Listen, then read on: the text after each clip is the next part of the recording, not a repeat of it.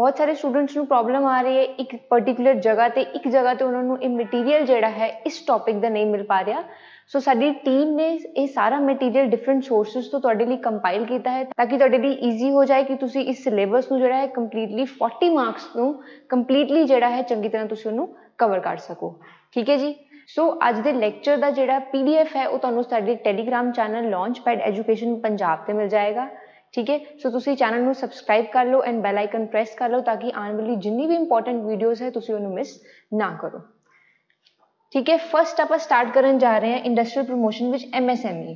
तुहाडे सिलेबस विच मैंशनड है कि असी MSME दा रजिस्ट्रेशन प्रोसीजर जिहड़ा है उसनूं कंप्लीट करना है, लेकिन सिंस इंडियन इकोनॉमी भी तुहाडे सिलेबस दा पार्ट है इसलिए तुहाडे वास्ते इंपॉर्टेंट है कि तुसी before registration procedure what is MSME ये तुहानूं पता होए।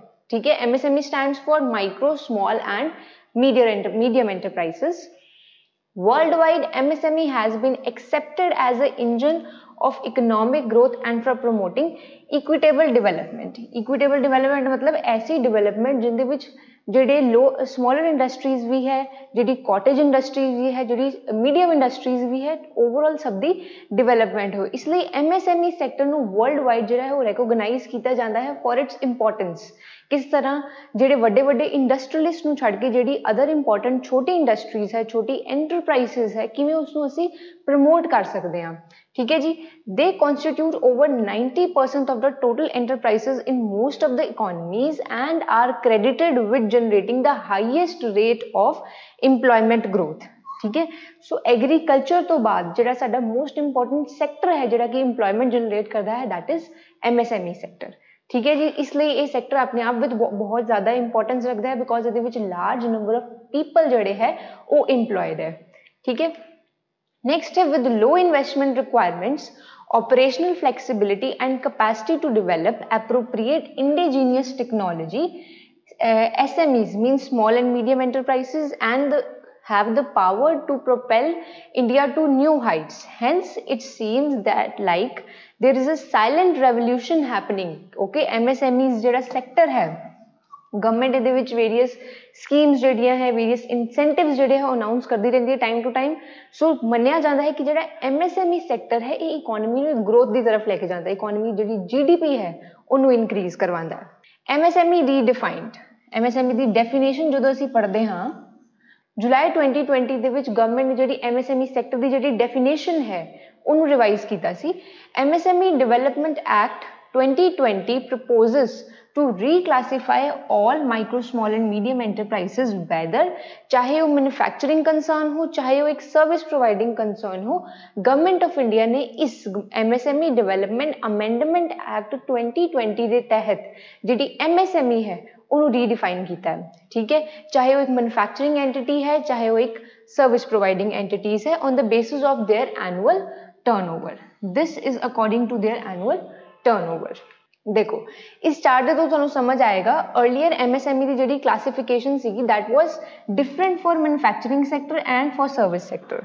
मैन्युफैक्चरिंग सैक्टर की जी क्लासिफिकेशन सी एंड सर्विस सैक्टर की जी क्लासिफिकेशन सी that was different for micro, small and medium enterprises. ठीक है।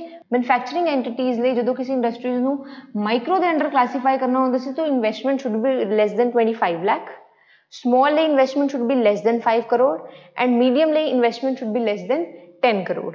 ओके। सर्विस सैक्टर लिए डिफरेंट सीगा, investment should be less than 10 lakh in case of micro enterprises. In case of small enterprises जी investment सी it should be less than 2 crore and for medium जी investment सी it was less than 5 crore. Okay. हुण जी classification है इनू change कर दिता गया है। न्यू क्लासिफिकेशन जो तुसी एग्जाम पॉइंट ऑफ व्यू लिए समझनी है वो ये है। हुण पुरानी and Navi classification they which difference की है earlier manufacturing enterprises and service enterprises की जिहड़ी डिविजन सीगी दैट वाज डिफरेंट। हुण एक कंबाइंड क्राइटेरिया सैटअप कर दिता गया है manufacturing and service sector. Okay. ਇਹਦੇ ਵਿੱਚ ਕੀ है इन्वेस्टमेंट एंड टर्नओवर का ਜਿਹੜਾ क्राइटेरिया है अर्लीयर देखो ਜਿਹੜਾ क्राइटेरिया है that was based on investment कि एक एंटरप्राइज की कितनी इन्वेस्टमेंट है, किस लिमिट तक इन्वेस्टमेंट है, अकॉर्डिंगली उन्होंने माइक्रो, स्मॉल या मीडियम का टैग दिता जाता सीगा। ओके। हुण जिहड़ी प्रेजेंटली है it is based upon both investment as well as turnover. Investment should be less than 1 crore and turnover less than ₹5 crore. Investment इस स्मॉल के केस विच इन्वेस्टमेंट कितनी है less than 10 crore and turnover कितना है less than ₹50 crore. Medium the scale which की है investment should be less then ₹20 crore and turnover should be less then ₹100 crore. ठीक है, तुझे याद कितना रखना है 1, 10, 20, 5, 50 एंड 100। इस तरफ तुसी याद रखना है इन्वेस्टमेंट एंड इस तरफ तुसी जेड़ा है याद रखना है turnover and MSM। So this is the way of learning. इस टेबल के थ्रू तुसी याद रखना है। इत्थे असी इन्वेस्टमेंट की गल कर रहे हैं, सब दे केस विच लेस आएगा, ओके एंड इस जगह ते असी टर्नओवर की गल कर रहे हैं। This is the way of learning कि माइक्रो के केस विच इन्वेस्टमेंट कितनी है, टर्नओवर कितना है and so on for small and medium. Okay, this was redefinition. Benefits of proposed reclassification. JD proposed reclassification government ने जेडी ये change किया है, इहदा बेनिफिट की होगा? ठीक है, the new classification would eliminate the need for frequent inspection. Earlier JD है गवर्नमेंट ਨੂੰ चेक करना पैंदा सी कि जेडी इन्वेस्टमेंट गवर्नमेंट ने अनाउंस की है कि पर्टिकुलर इन्वेस्टमेंट के रिलेटेड केड़ी एंटरप्राइज जी है वो माइक्रो है, स्मॉल है, मीडियम है, गवर्नमेंट को टाइम टू टाइम इंस्पैक्शन करनी पैंदी सी प्लांट एंड मशीनरी लई। लेकिन हुण गवर्नमेंट को ये फ्रीकुएंट इंस्पैक्शन करने की लोड़ नहीं है। It would be non discriminatory, transparent and objective criteria. ठीक है जी, this is the benefit of proposed reclassification कि असी जो रीक्लासिफिकेशन की है, जो चेंज किया है। Importance of MSME for Indian economy. First employment. जो असी इंडियन इकोनॉमी की गल करते हैं तो MSME सैक्टर जोड़ा है, तो स्टार्टिंग जी मैं वो इंपॉर्टेंस दसी है। MSME सैक्टर इंप्लॉयमेंट जनरेट करता है। MSME सैक्टर जोड़ा है GDP वाल जोड़ा है प्रमोट करता है इकोनॉमी को। MSME कंट्री विच इनोवेशन लैके आता है। ठीक है जी, फर्स्ट है employment. It is the second largest employment generating sector after agriculture. Most of the जी साडी पॉपूलेशन है इंडिया दी, इंडिया इज एग्रीगेरियन इकोनॉमी, इस करके इंडिया की जी मेजोरिटी पॉपूलेशन है it has been engaged in agriculture. ठीक है, नेक्स्ट टू एग्रीकल्चर जो maximum generation employment generation create करता है that is MSME sector. It provides employment to around 120 million persons in India. ठीक है जी, this was about employment. Contribution to GDP with around 36.1 million units throughout the geographical expanse of the country, MSME contributes around 6.11% to manufacturing GDP and 24.63 of the GDP from service sector. ठीक है, सो तुसी देखो कि हर एक sector which with in manufacturing sector and with in service sector जो MSME का contribution है that is significant. MSME ministry has been set up to target its contribution to GDP to 50% by 2025. Very important.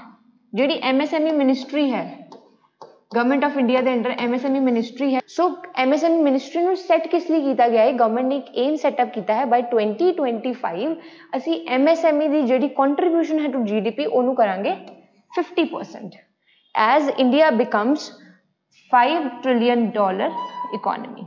ठीक है जी, सो $5 trillion economy का जो target है जो साडे PM ने अनाउंस किया सीगा उस टारगेट के according GDP of MSME should contribution of GDP to MSME should be 50% by year 2025. Next है exports. It contributes around 45% of the overall exports from India. India में जिन्हें भी टोटल एक्सपोर्ट्स हो रहे हैं उदा 45% जेड़ा शेयर है that goes to MSME sector. Inclusive growth, what do you mean by inclusive growth? Inclusive growth का मतलब होता है एक ऐसी ग्रोथ जिंदे विच असीं सारे सैक्टर्स नूं लैके चल रहे हैं, सारे सैक्शनस इकोनॉमी के जोड़े है वो ग्रोथ वाल जा रहे हैं। ठीक है, MSME प्रमोट्स इंक्लूसिव ग्रोथ किवें? By providing employment opportunities. जी रूरल एरियाज MSME मोस्टली जीज है जी स्मॉल एंटरप्राइजेज है वो रूरल एरियाज विच की करनगियां इंप्लॉयमेंट जनरेशन करनगियां specially to people that belong to weaker sections of the society. ठीक है, उन्होंने लेबर हेल्प लेती जा सकती है। ठीक है, इस तरह इकोनॉमी विच इंप्लॉयमेंट जनरेशन होएगी। For example, Khadi and village industry require low per capita investment and employs a large number of women from rural areas. ये तो employment दे example देता है, जिमें खादी एंड विलेज इंडस्ट्री है इन्हां दी जिहड़ी इन्वेस्टमेंट है दैट इज़ मच लैसर, इस करके जिहड़ी इंप्लॉयमेंट है ये लार्ज स्केल विमेन नू इंप्लॉय करते हैं in the industries. Promote innovation, it provides opportunity for budding entrepreneurs to build creative products, boosting business competition and fuels the growth। किवें MSME sector के अंडर गवर्नमेंट जी various subsidies देती है, various incentives provide करती है, ठीक है। सो ताकि जोड़े लोग है जोड़े बडिंग एंटरप्रेन्योर्स है जो अपना बिजनेस स्टार्ट करना चाहते हैं वो इन्हां सबसिडी स्कीम्स नू अवेल करन लई MSME सेक्टर सैटअप करन। Okay, this Indian MSME sector जोड़ा है वो बैकबोन है नैशनल इकोनॉमिक स्ट्रक्चर का and it acts as a bulwark for Indian economy, providing resilience toward of global economic shocks and adversities. कई बार जी साडी big industries है दे सफर losses, economy which कोई भी पॉलिसी चेंज होया, कोई भी लॉस चेंज होए तो जी बिगर इंडस्ट्रीज है उन्होंने एकदम जर्क लगता है, ठीक है। उस जर्क तो सानू कौन बचा सकता है कि साडी GDP ज़्यादा इफेक्ट ना होए, वो पॉलिसीज एंड चेंजेस दे कारण साडी GDP इफेक्ट ना होए, वो तो सानू कौन बचा सकता है? MSME sector. सो इत्थों तुहानू पता लग रहा होगा कि MSME सैक्टर की इंपॉर्टेंस कितनी ज़्यादा है इकोनॉमी दे विच, ठीक है। What is the registration of MSME? Very important. MSME registration process ये तोड़े syllabus which as it is same words जेडे हैं वो mentioned है. So although ये तोड़े exam ले more important हो जाता है. What is registration of MSME? जो भी कोई company अपने आप को establish करना चाहती है तो जो उस एक्ट जी भी एक्ट उस कंपनी नू कवर करती है तो असी उस एक्ट के तहत अपनी रजिस्ट्रेशन कराती है कंपनी, ठीक है। जो कॉमर्स बैकग्राउंड वाले स्टूडेंट्स होंगे उन्होंने इस बारे ज़्यादा पता होगा जिवें कंपनीज एक्ट के अंदर रजिस्ट्रेशन कराते सी। इसी तरह अगर तुसी MSME अगर तुसी अपनी एक MSME स्टैबलिश कर रहे हो उस MSME के अंडर तुसी गवर्नमेंट की जी सबसिडीज है, गवर्नमेंट के जो इंसेंटिव्स है उन्होंने एक्वायर करना है तो तुहानू MSME के अंदर रजिस्ट्रेशन करानी पेगी, ठीक है। रजिस्ट्रेशन की है any company that comes under the category of MSME it needs to ensure that company जी है इस कैटेगरी के अंदर लिस्टेड है, ठीक है। MSME registration stands for micro small and medium enterprises registration. MSME registration means MSME की full form सानू पता है, ठीक है, that is micro small and medium enterprises. MSME Act has been launched by the Government of India to support the MSME through various schemes, subsidies and incentives. With MSME registration जो आप इस act के तहत registration करा लेने हैं banks also provide loans at lower rate of interest as these MSMEs ਜਿਹੜੇ है important role play करते हैं इकोनॉमी की ग्रोथ ਲਈ। कोई MSME रजिस्टर्ड है जो बैंक को लोन लैन जाएगी तो बैंक भी जो लोन अमाउंट है वो सबसिडाइज्ड रेट पे देगा, meaning lesser rate of interest से देगा। ये बेनिफिट है MSME रजिस्ट्रेशन का, ठीक है। Registration portal for MSME is named Udyan, facilitated by Government of India. It is self-declaration based registration, ठीक है। सो जो MSME के अंदर रजिस्ट्रेशन होती है उद्यम पोर्टल के अंदर होती है, ठीक है। सो तुसी नाम याद रखना है उद्यम पोर्टल, ठीक है। Documents required for MSME registration, first है आधार नंबर, वेरी इंपॉर्टेंट। अर्लीयर जो सीगा सिर्फ आधार नंबर रिक्वायर्ड होंदा सीगा, ठीक है, लेकिन with effect from 1 April 2021 government ने पैन नंबर एंड तुहाडा GST रजिस्ट्रेशन नंबर जो है कंपलसरी कर दिता है।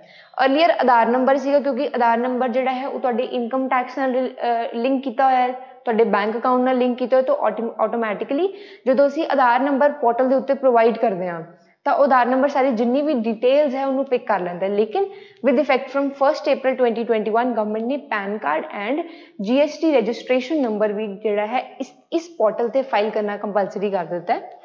Name, gender, PAN number, email ID, mobile number of the applicant जो पर्सन अप्लाई कर रहे हैं, ठीक है। PAN, location, address of the organisation जी ऑर्गेनाइजेशन उसी MSME का टैग दिलवाना चाहते हैं। The number of employees and the date you are planning to start the business, जिस टाइम असी MSME स्टार्ट करन जा रहे हैं उसकी डेट, नंबर ऑफ एम्प्लॉइज किन्ने हैं, ठीक है, वो भी असी डॉक्यूमेंट्स के अंदर फाइल करांगे। बैंक अकाउंट नंबर, उस बैंक का IFSC code, the basic business activity of the enterprises की एंटरप्राइज जी मैन्युफैक्चरिंग कंसर्न से जाना चाहती है और सर्विस कंसर्न से जाना चाहती है, ठीक है। Investment in plant and machinery, equipment कितनी इन्वेस्टमेंट है। MOA and AOA, MOA stands for memorandum of association, एक कंपनी से रिलेटेड है, तो डिटेल विच नहीं जाना। And AOA stands for article of association. So तुसी बस डॉक्यूमेंट्स याद रखने हैं, MOA एंड AOA की डिटेल विच असीं नहीं जाना। Copies of sales bill and purchase bill, ये सब भी असी MSME पोर्टल, उद्यम पोर्टल के उत्ते जिहड़ा है वो फर्निश करांगे। Step by step registration process, first है स्टार्ट द रजिस्ट्रेशन प्रोसैस, किथे, उद्यम पोर्टल ते जाके, ठीक है जी। File application form, at first step you have to fill in the basic details in the MSME registration form, जिहदे विच किहड़ी डिटेल्स होणगे जिहड़ी कि साडे बिजनेस लई नेसेसरी है। फॉर एग्जाम्पल कंपनी दा नेम, रजिस्ट्रेशन नंबर की है, GST number and so on, ठीक है जी। ये साडी एप्लीकेशन फॉर्म फिल करन वक्त डॉक्यूमेंट्स रिक्वायर्ड है। एंटर पर्सनल डिटेल्स, इस स्टेज पे जिहड़ा पर्सन है जो कि रजिस्टर कर रहा है, he is required to enter his personal details, किहड़ियां such as name, address, PAN card दा number, bank account details and some common information that is mandatory for MSME registration process. For example तुसी again manufacturing concern setup करना चाह रहे हो, या फिर service providing concern setup करना चाह रहे हो, और अदर रिलेटेड इन्फॉर्मेशन जिहड़ी हो इत्थे असी पर्सनल डिटेल्स दे विच फर्निश करदे हां। Executive will process the application. At this process, an MSME executive जो है वो साडी एप्लीकेशन जिहड़ी असीं सबमिट कीती है ऑनलाइन पोर्टल के थ्रू, उस एप्लीकेशन नूं देखेगा। इन केस अगर एप्लीकेशन विच कोई डिस्क्रिपेंसी है, you will be notified about the process and make the relevant changes. In case अगर कोई डिस्क्रिपेंसी आंदी है तो MSME एग्जीक्यूटिव जिहड़ा है, जिहड़ा मेरी एप्लीकेशन नूं रिव्यू कर रहा है, वो दसेगा कि इसनूं चेंज किवें करना है एंड रेलिवेंट प्रोसीजर की है। Receive certificate of mail after filing the complete form. You will get certificate of MSME registration. To know how it would be, you can download a copy of sample MSME certificate. Sample MSME certificate भी available है। Otherwise जो तुहाडी अपनी registration भी हो जाएगी, तुहानू MSME certificate जिहड़ा है मेल दे थ्रू आ जाएगा। The ministry will not issue you any hard copy for it, कोई भी हार्ड कॉपी नहीं मिलेगी, वेरी इंपॉर्टेंट याद रखना तुसी, ठीक है जी। You will get a virtual certificate for MSME registration. MSME से रजिस्टर करा लिया तो मैनू जिहड़ी उहदे उत्ते वर्चुअल सर्टिफिकेट मिलेगा। देखो ये सर्टिफिकेट कुछ इदां दा हुंदा है, इत्थे सर्टिफिकेट हुंदा है, इत्थे एक कोड जिहा बनया होंदा है, ठीक है। उस कोड नूं जदों स्कैन करदे आ तो वो कोड जिहड़ा है सारी इन्फॉर्मेशन जिहड़ी एंटरप्राइज दी है, ये यूनीक कोड हुंदा है, जिन्हों स्कैन करो तो सारी एंटरप्राइजेस जिन्नी भी इन्फॉर्मेशन है वो सानू मिल जाती है। फॉर एग्जाम्पल मैन्युफैक्चरिंग कितनी है, उत्थे टर्नओवर कितना है, प्रॉफिट्स कितने हैं, ठीक है, जिहड़ा बिजनेस है उसका मेन वर्क की है, वो सारी इस कोड नूं जदों असीं ओपन करते हैं वो सानू मिल जाती है, ठीक है जी। ये सर्टिफिकेट, ये जिहड़ा कोड है इस सर्टिफिकेट के ऊपर जिहड़ा है गिवन होता है, ठीक है जी। This is the process of MSME registration for the company. Note that जिन्ना भी रजिस्ट्रेशन प्रोसेस है that is free of cost. इहदे उत्ते गवर्नमेंट कोई भी तुहाडे कोल पैसे चार्ज नहीं करती। एंटायर रजिस्ट्रेशन प्रोसेस जिहड़ा है it is free of cost. Also registration process is one time, very important, तुहानू बार बार जिहड़ा है रजिस्टर इहदे तुसीं नहीं कर सकते। It is one time registration. However, there are many online portals that do the registration process on behalf of the companies at a certain fee. बहुत सारी ऑनलाइन जिहड़े है पोर्टल्स है जिन्हां दे थ्रू असी MSME तो रजिस्टर करवा सकते हैं, अपनी MSME नूं रजिस्टर करवा सकते हैं, लेकिन वो की चार्ज करते हैं, एक सर्टन फी चार्ज करते हैं। अदरवाइज अगर तुसी अपने आप गवर्नमेंट दी उद्यम पोर्टल ते जाके उत्ते रजिस्ट्रेशन करवा रहे हो तो that is absolutely free of cost. Benefits of MSME registration. The registration of MSME is not mandatory. Registration जिहड़ी है मैंडेटरी नहीं है, वेरी इंपॉर्टेंट याद रखना। एग्जाम में तुहानू पूछ लेंगे कि is it compulsory to register MSME? No, MSME registration important नहीं है, but the registration process has been provided so that जिन्ने भी एंटरप्रेन्योर्स है can maximise their benefits under this scheme and वो सारे ऑफर्स जिहड़े है अवेल कर सकन जिहड़ी कि गवर्नमेंट उन्होंने दे रही है। गवर्नमेंट की जिन्नी भी स्कीम्स है, सबसिडीज है, वो सानू रजिस्ट्रेशन तो बाद ही मिलणगियां, ठीक है जी। ये बेनिफिट है फर्स्ट। नेक्स्ट बेनिफिट है 50% ਸਬਸਿਡੀ ਔਨ ਪੇਟੈਂਟ ਰਜਿਸਟ੍ਰੇਸ਼ਨ। ਜਦੋਂ ਵੀ ਅਸੀਂ ਕੋਈ ਇਨੋਵੇਟਿਵ ਪ੍ਰੋਡਕਟ ਜਿਹੜਾ ਹੈ ਜਾਂ ਇਨੋਵੇਟਿਵ ਬਿਜ਼ਨਸ ਮਾਡਲ ਜਿਹੜਾ ਹੈ ਉਸਨੂੰ ਰੈਡੀ ਕੀਤਾ ਹੈ ਤਾਂ ਮੈਨੂੰ ਪੇਟੈਂਟ ਚਾਹੀਦਾ ਹੈ ਤਾਂ ਕਿ ਕੋਈ ਉਸਨੂੰ ਕਾਪੀ ਨਾ ਕਰ ਲੇ। ਸੋ ਪੇਟੈਂਟ ਜਿਹੜਾ ਹੈ, ਪੇਟੈਂਟ ਐਕਵਾਇਰ ਕਰਨ ਲਈ ਮੈਨੂੰ ਇੱਕ ਸਰਟਨ ਜਿਹੜੀ ਹੈ ਉਹ ਫੀ ਪੇ ਕਰਨੀ ਪੈਂਦੀ ਹੈ। ਲੇਕਿਨ ਅਗਰ ਤੁਹਾਡੀ MSME ਰਜਿਸਟਰਡ ਹੈ ਤਾਂ ਉਸ ਪੇਟੈਂਟ ਨੂੰ ਐਕਵਾਇਰ ਕਰਨ ਲਈ ਤੁਹਾਨੂੰ ਉਹਦੇ ਉੱਤੇ 50% ਜਿਹੜੀ ਹੈ ਉਹ ਸਬਸਿਡੀ ਮਿਲੇਗੀ ਸਰਕਾਰ ਦੇ ਵੱਲੋਂ। ਠੀਕ ਹੈ। If you have created something new, a new innovative product ਜਾਂ ਫਿਰ ਇੱਕ ਬਿਜ਼ਨਸ ਮਾਡਲ ਤੇ ਅਸੀਂ ਉਹਨੂੰ ਪੇਟੈਂਟ ਕਰਾਉਣਾ ਚਾਹੁੰਦੇ ਹਾਂ, ਦੇਰ ਇਜ਼ ਅ ਹੈਫਟੀ ਫੀ ਜੋ ਲਿਵਾਈ ਕੀਤੀ ਜਾਂਦੀ ਹੈ ਪੇਮੈਂਟ ਰਜਿਸਟ੍ਰੇਸ਼ਨ ਤੇ। But with the help of MSME registration ਉਹਦੇ ਉੱਤੇ ਸਾਨੂੰ ਕੀ ਮਿਲੇਗਾ? 50% ਸਬਸਿਡੀ। ਠੀਕ ਹੈ। This is another benefit. This moves, ਇਹ ਮੂਵ ਜਿਹੜੀ ਹੈ, ਇਹ ਜਿਹੜੀ ਪੇਟੈਂਟ ਦੇ ਉੱਤੇ 50% ਸਬਸਿਡੀ ਮਿਲ ਰਹੀ ਹੈ, ਮੂਵ ਜਿਹੜੀ ਹੈ ਇਸ ਲਈ ਪ੍ਰੋਵਾਈਡ ਕੀਤੀ ਗਈ ਹੈ ਤਾਂ ਕਿ ਜਿਹੜੇ ਲੋਕ ਹੈ, ਜਿਹੜੇ ਪੀਪਲ ਹੈ ਉਹ ਜ਼ਿਆਦਾ ਪਰਸੂਏਡ ਹੋਣ ਪ੍ਰੋਡਕਟਸ ਇਨੋਵੇਟ ਕਰਨ ਲਈ, ਬਿਜ਼ਨਸ ਮਾਡਲ ਇਨੋਵੇਟ ਕਰਨ ਲਈ। To encourage more entrepreneurs to invent and innovate, they can avail of 50% subsidy by registration with their respective industry ਤੇ register ਕਰਕੇ again 50% subsidy। I am repeating this again and again ਤਾਂ ਕਿ ਤੁਹਾਡੇ ਦਿਮਾਗ ਵਿੱਚ ਬੈਠ ਜਾਏ, ਤੁਹਾਨੂੰ ਯਾਦ ਹੋ ਜਾਣ ਸਾਰੀਆਂ ਚੀਜ਼ਾਂ। ਓਕੇ ਜੀ। ਨੈਕਸਟ ਹੈ collateral free loan। one of the biggest benefit of MSME registration ਇਹ ਹੈ ਕਿ ਜਿਹੜਾ ਲੋਨ ਹੈ that will be given by the banks collateral free। collateral ਕੀ ਹੁੰਦਾ ਹੈ? ਜਿਹੜੀ ਸਿਕਿਉਰਿਟੀ ਰੱਖਦੇ ਹਾਂ ਲੋਨ ਰੱਖਣ ਲਈ, ਲੋਨ ਦੇਣ ਲਈ। one can avail through banks and NBFCs। what is NBFC? comment section ਵਿੱਚ ਮੈਨੂੰ ਦੱਸੋ ਕਿ NBFC ਕੀ ਹੁੰਦੀ ਹੈ। Okay, so NBFC and banks ਕੋਲ ਅਗਰ ਅਸੀਂ ਲੋਨਸ ਲੈਣੇ ਹੈ ਤਾਂ ਦੋਜ਼ ਲੋਨਸ ਦੇ ਅਗੇਂਸਟ ਆਪਾਂ ਜਿਹੜੀ ਸਿਕਿਉਰਿਟੀ ਰੱਖਦੇ ਹਾਂ that is called collateral। ਲੇਕਿਨ ਸਿੰਸ ਅਗਰ MSME ਰਜਿਸਟਰਡ ਹੈ ਤਾਂ collateral ਜਿਹੜਾ ਹੈ ਉਹਨੂੰ ਰੱਖਣ ਦੀ ਜ਼ਰੂਰਤ ਨਹੀਂ ਹੈ। this essentially means that SME stands for small and medium enterprise। okay, SME and MSME can now take various loans ਜਿਵੇਂ ਕਿ working capital loans ਹੁੰਦੇ ਜਿਹੜੀ day to day requirement ਲਈ ਲੋਨ ਹੈ, credit line loans without providing any collateral। okay, exemption of interest on overdraft। MSME who have good credit history and have good relation with their banks, they can avail a overdraft facility ਅਗਰ ਉਹ registered ਹੈ। ਠੀਕ ਹੈ। ਤੇ MSME ਨੂੰ 1% exemption ਵੀ ਮਿਲੇਗੀ ਇਸ overdraft facility ਦੇ interest ਦੇ ਉੱਤੇ। ਠੀਕ ਹੈ ਜੀ। this could be extremely beneficial for MSME ਕਿਉਂਕਿ MSME ਜਿਹੜੀ ਉਹਨਾਂ ਦੀ daily requirements ਹੈ, ਦਿੱਲੀ ਉਹਨਾਂ ਦੇ ਐਕਸਪੈਂਸਿਸ ਹੈ ਉਹ ਓਵਰਡਰਾਫਟ ਦੇ ਥਰੂ ਜਿਹੜਾ ਉਹ ਮੀਟ ਕਰ ਸਕਦੇ ਹੈ ਲੇਕਿਨ 1% ਐਗਜ਼ੈਂਪਸ਼ਨ ਦੇ ਨਾਲ। ਠੀਕ ਹੈ। This is another benefit. Factors which lead to growth of MSME। ਹੁਣ ਸਾਡਾ MSME ਜਿਹੜਾ ਸੈਕਟਰ ਹੈ ਇਸ ਟਾਈਮ ਬਹੁਤ ਜ਼ਿਆਦਾ ਡਿਵੈਲਪਡ ਹੈ।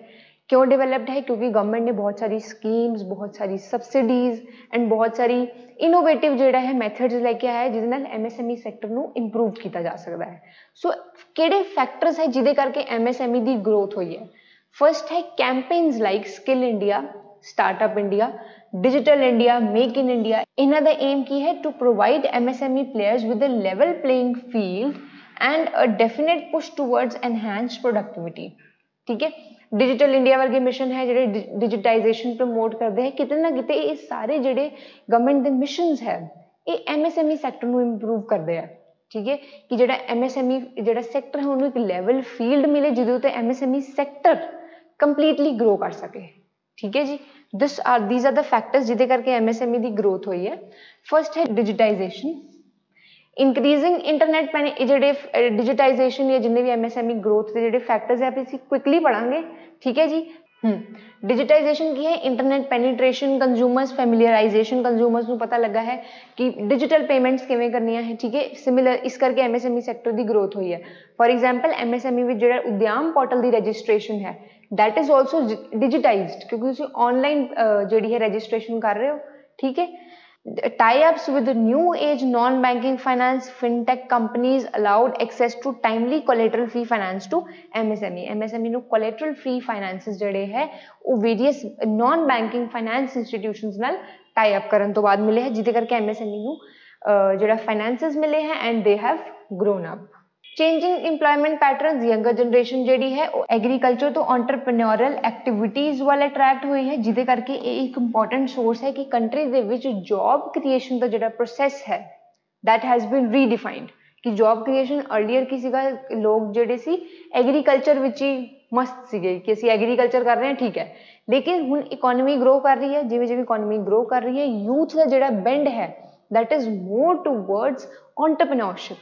ਐਂਡ ਉਸ ਬੈਂਡ ਦੇ ਕਾਰਨ ਜਿਹੜਾ ਸਾਡਾ MSME ਸੈਕਟਰ ਹੈ ਉਹਦੇ ਵਿੱਚ ਜ਼ਿਆਦਾ ਤੋਂ ਜ਼ਿਆਦਾ ਲੋਕ ਰਜਿਸਟਰ ਕਰ ਰਹੇ ਹੈ ਤਾਂ ਕਿ ਉਹ ਜਿਹੜੀ ਪ੍ਰੋਡਕਸ਼ਨ ਐਕਟੀਵਿਟੀ ਵੱਲ ਆਉਣ ਐਂਡ ਆਪਣੀ ਜਿਹੜੀ ਡਿਵੈਲਪਮੈਂਟ ਹੈ, ਸੈਲਫ ਡਿਵੈਲਪਮੈਂਟ ਵੀ ਕਰਨ, which ultimately leads to growth of economy.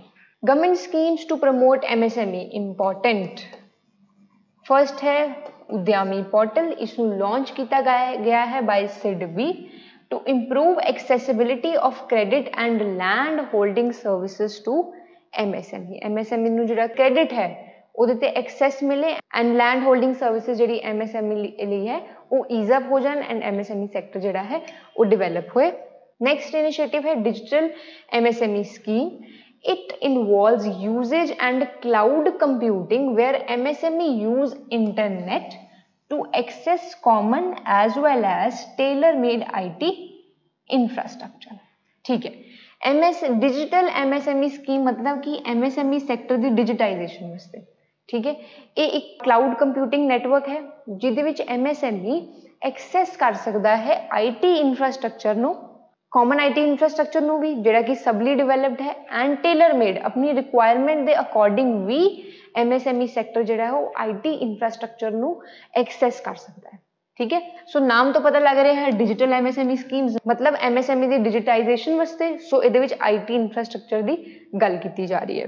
Next है prime minister employment generation programme. It is credit link subsidy programme under ministry of MSME, ठीक है।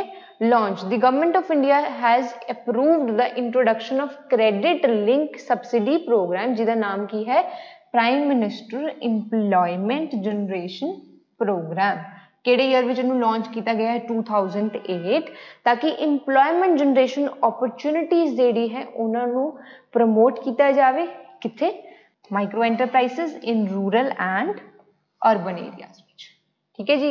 एम्प्लॉयमेंट जनरेशन प्रोग्राम है मतलब ऐसा प्रोग्राम ਜਿਹੜਾ ਕਿ एम्प्लॉयमेंट जनरेट करेगा, लेकिन सिंस ਅਸੀਂ MSME सेक्टर ਦੀ ਗੱਲ कर रहे हैं इस करके एम्प्लॉयमेंट जनरेशन कितने होएगी micro enterprises in rural as well as in urban areas. Administration it is a central sector scheme, तेनू एडमिनिस्टर कौन करेगा ministry of micro small and medium enterprises, ministry of MSME, okay. implementation agency at national level Khadi and village industry commission KVIC जिहड़ी है ये statutory organisation है, ਉਹ ਇਸ scheme ਨੂੰ ਜਿਹੜਾ ਹੈ ਐਡਮਿਨਿਸਟਰ ਕਰੇਗੀ ਐਂਡ KVIC ਕਿਹਦੇ ਅੰਡਰ ਆਂਦਾ ਹੈ ਮਿਨਿਸਟਰੀ ਆਫ MSME, ओके।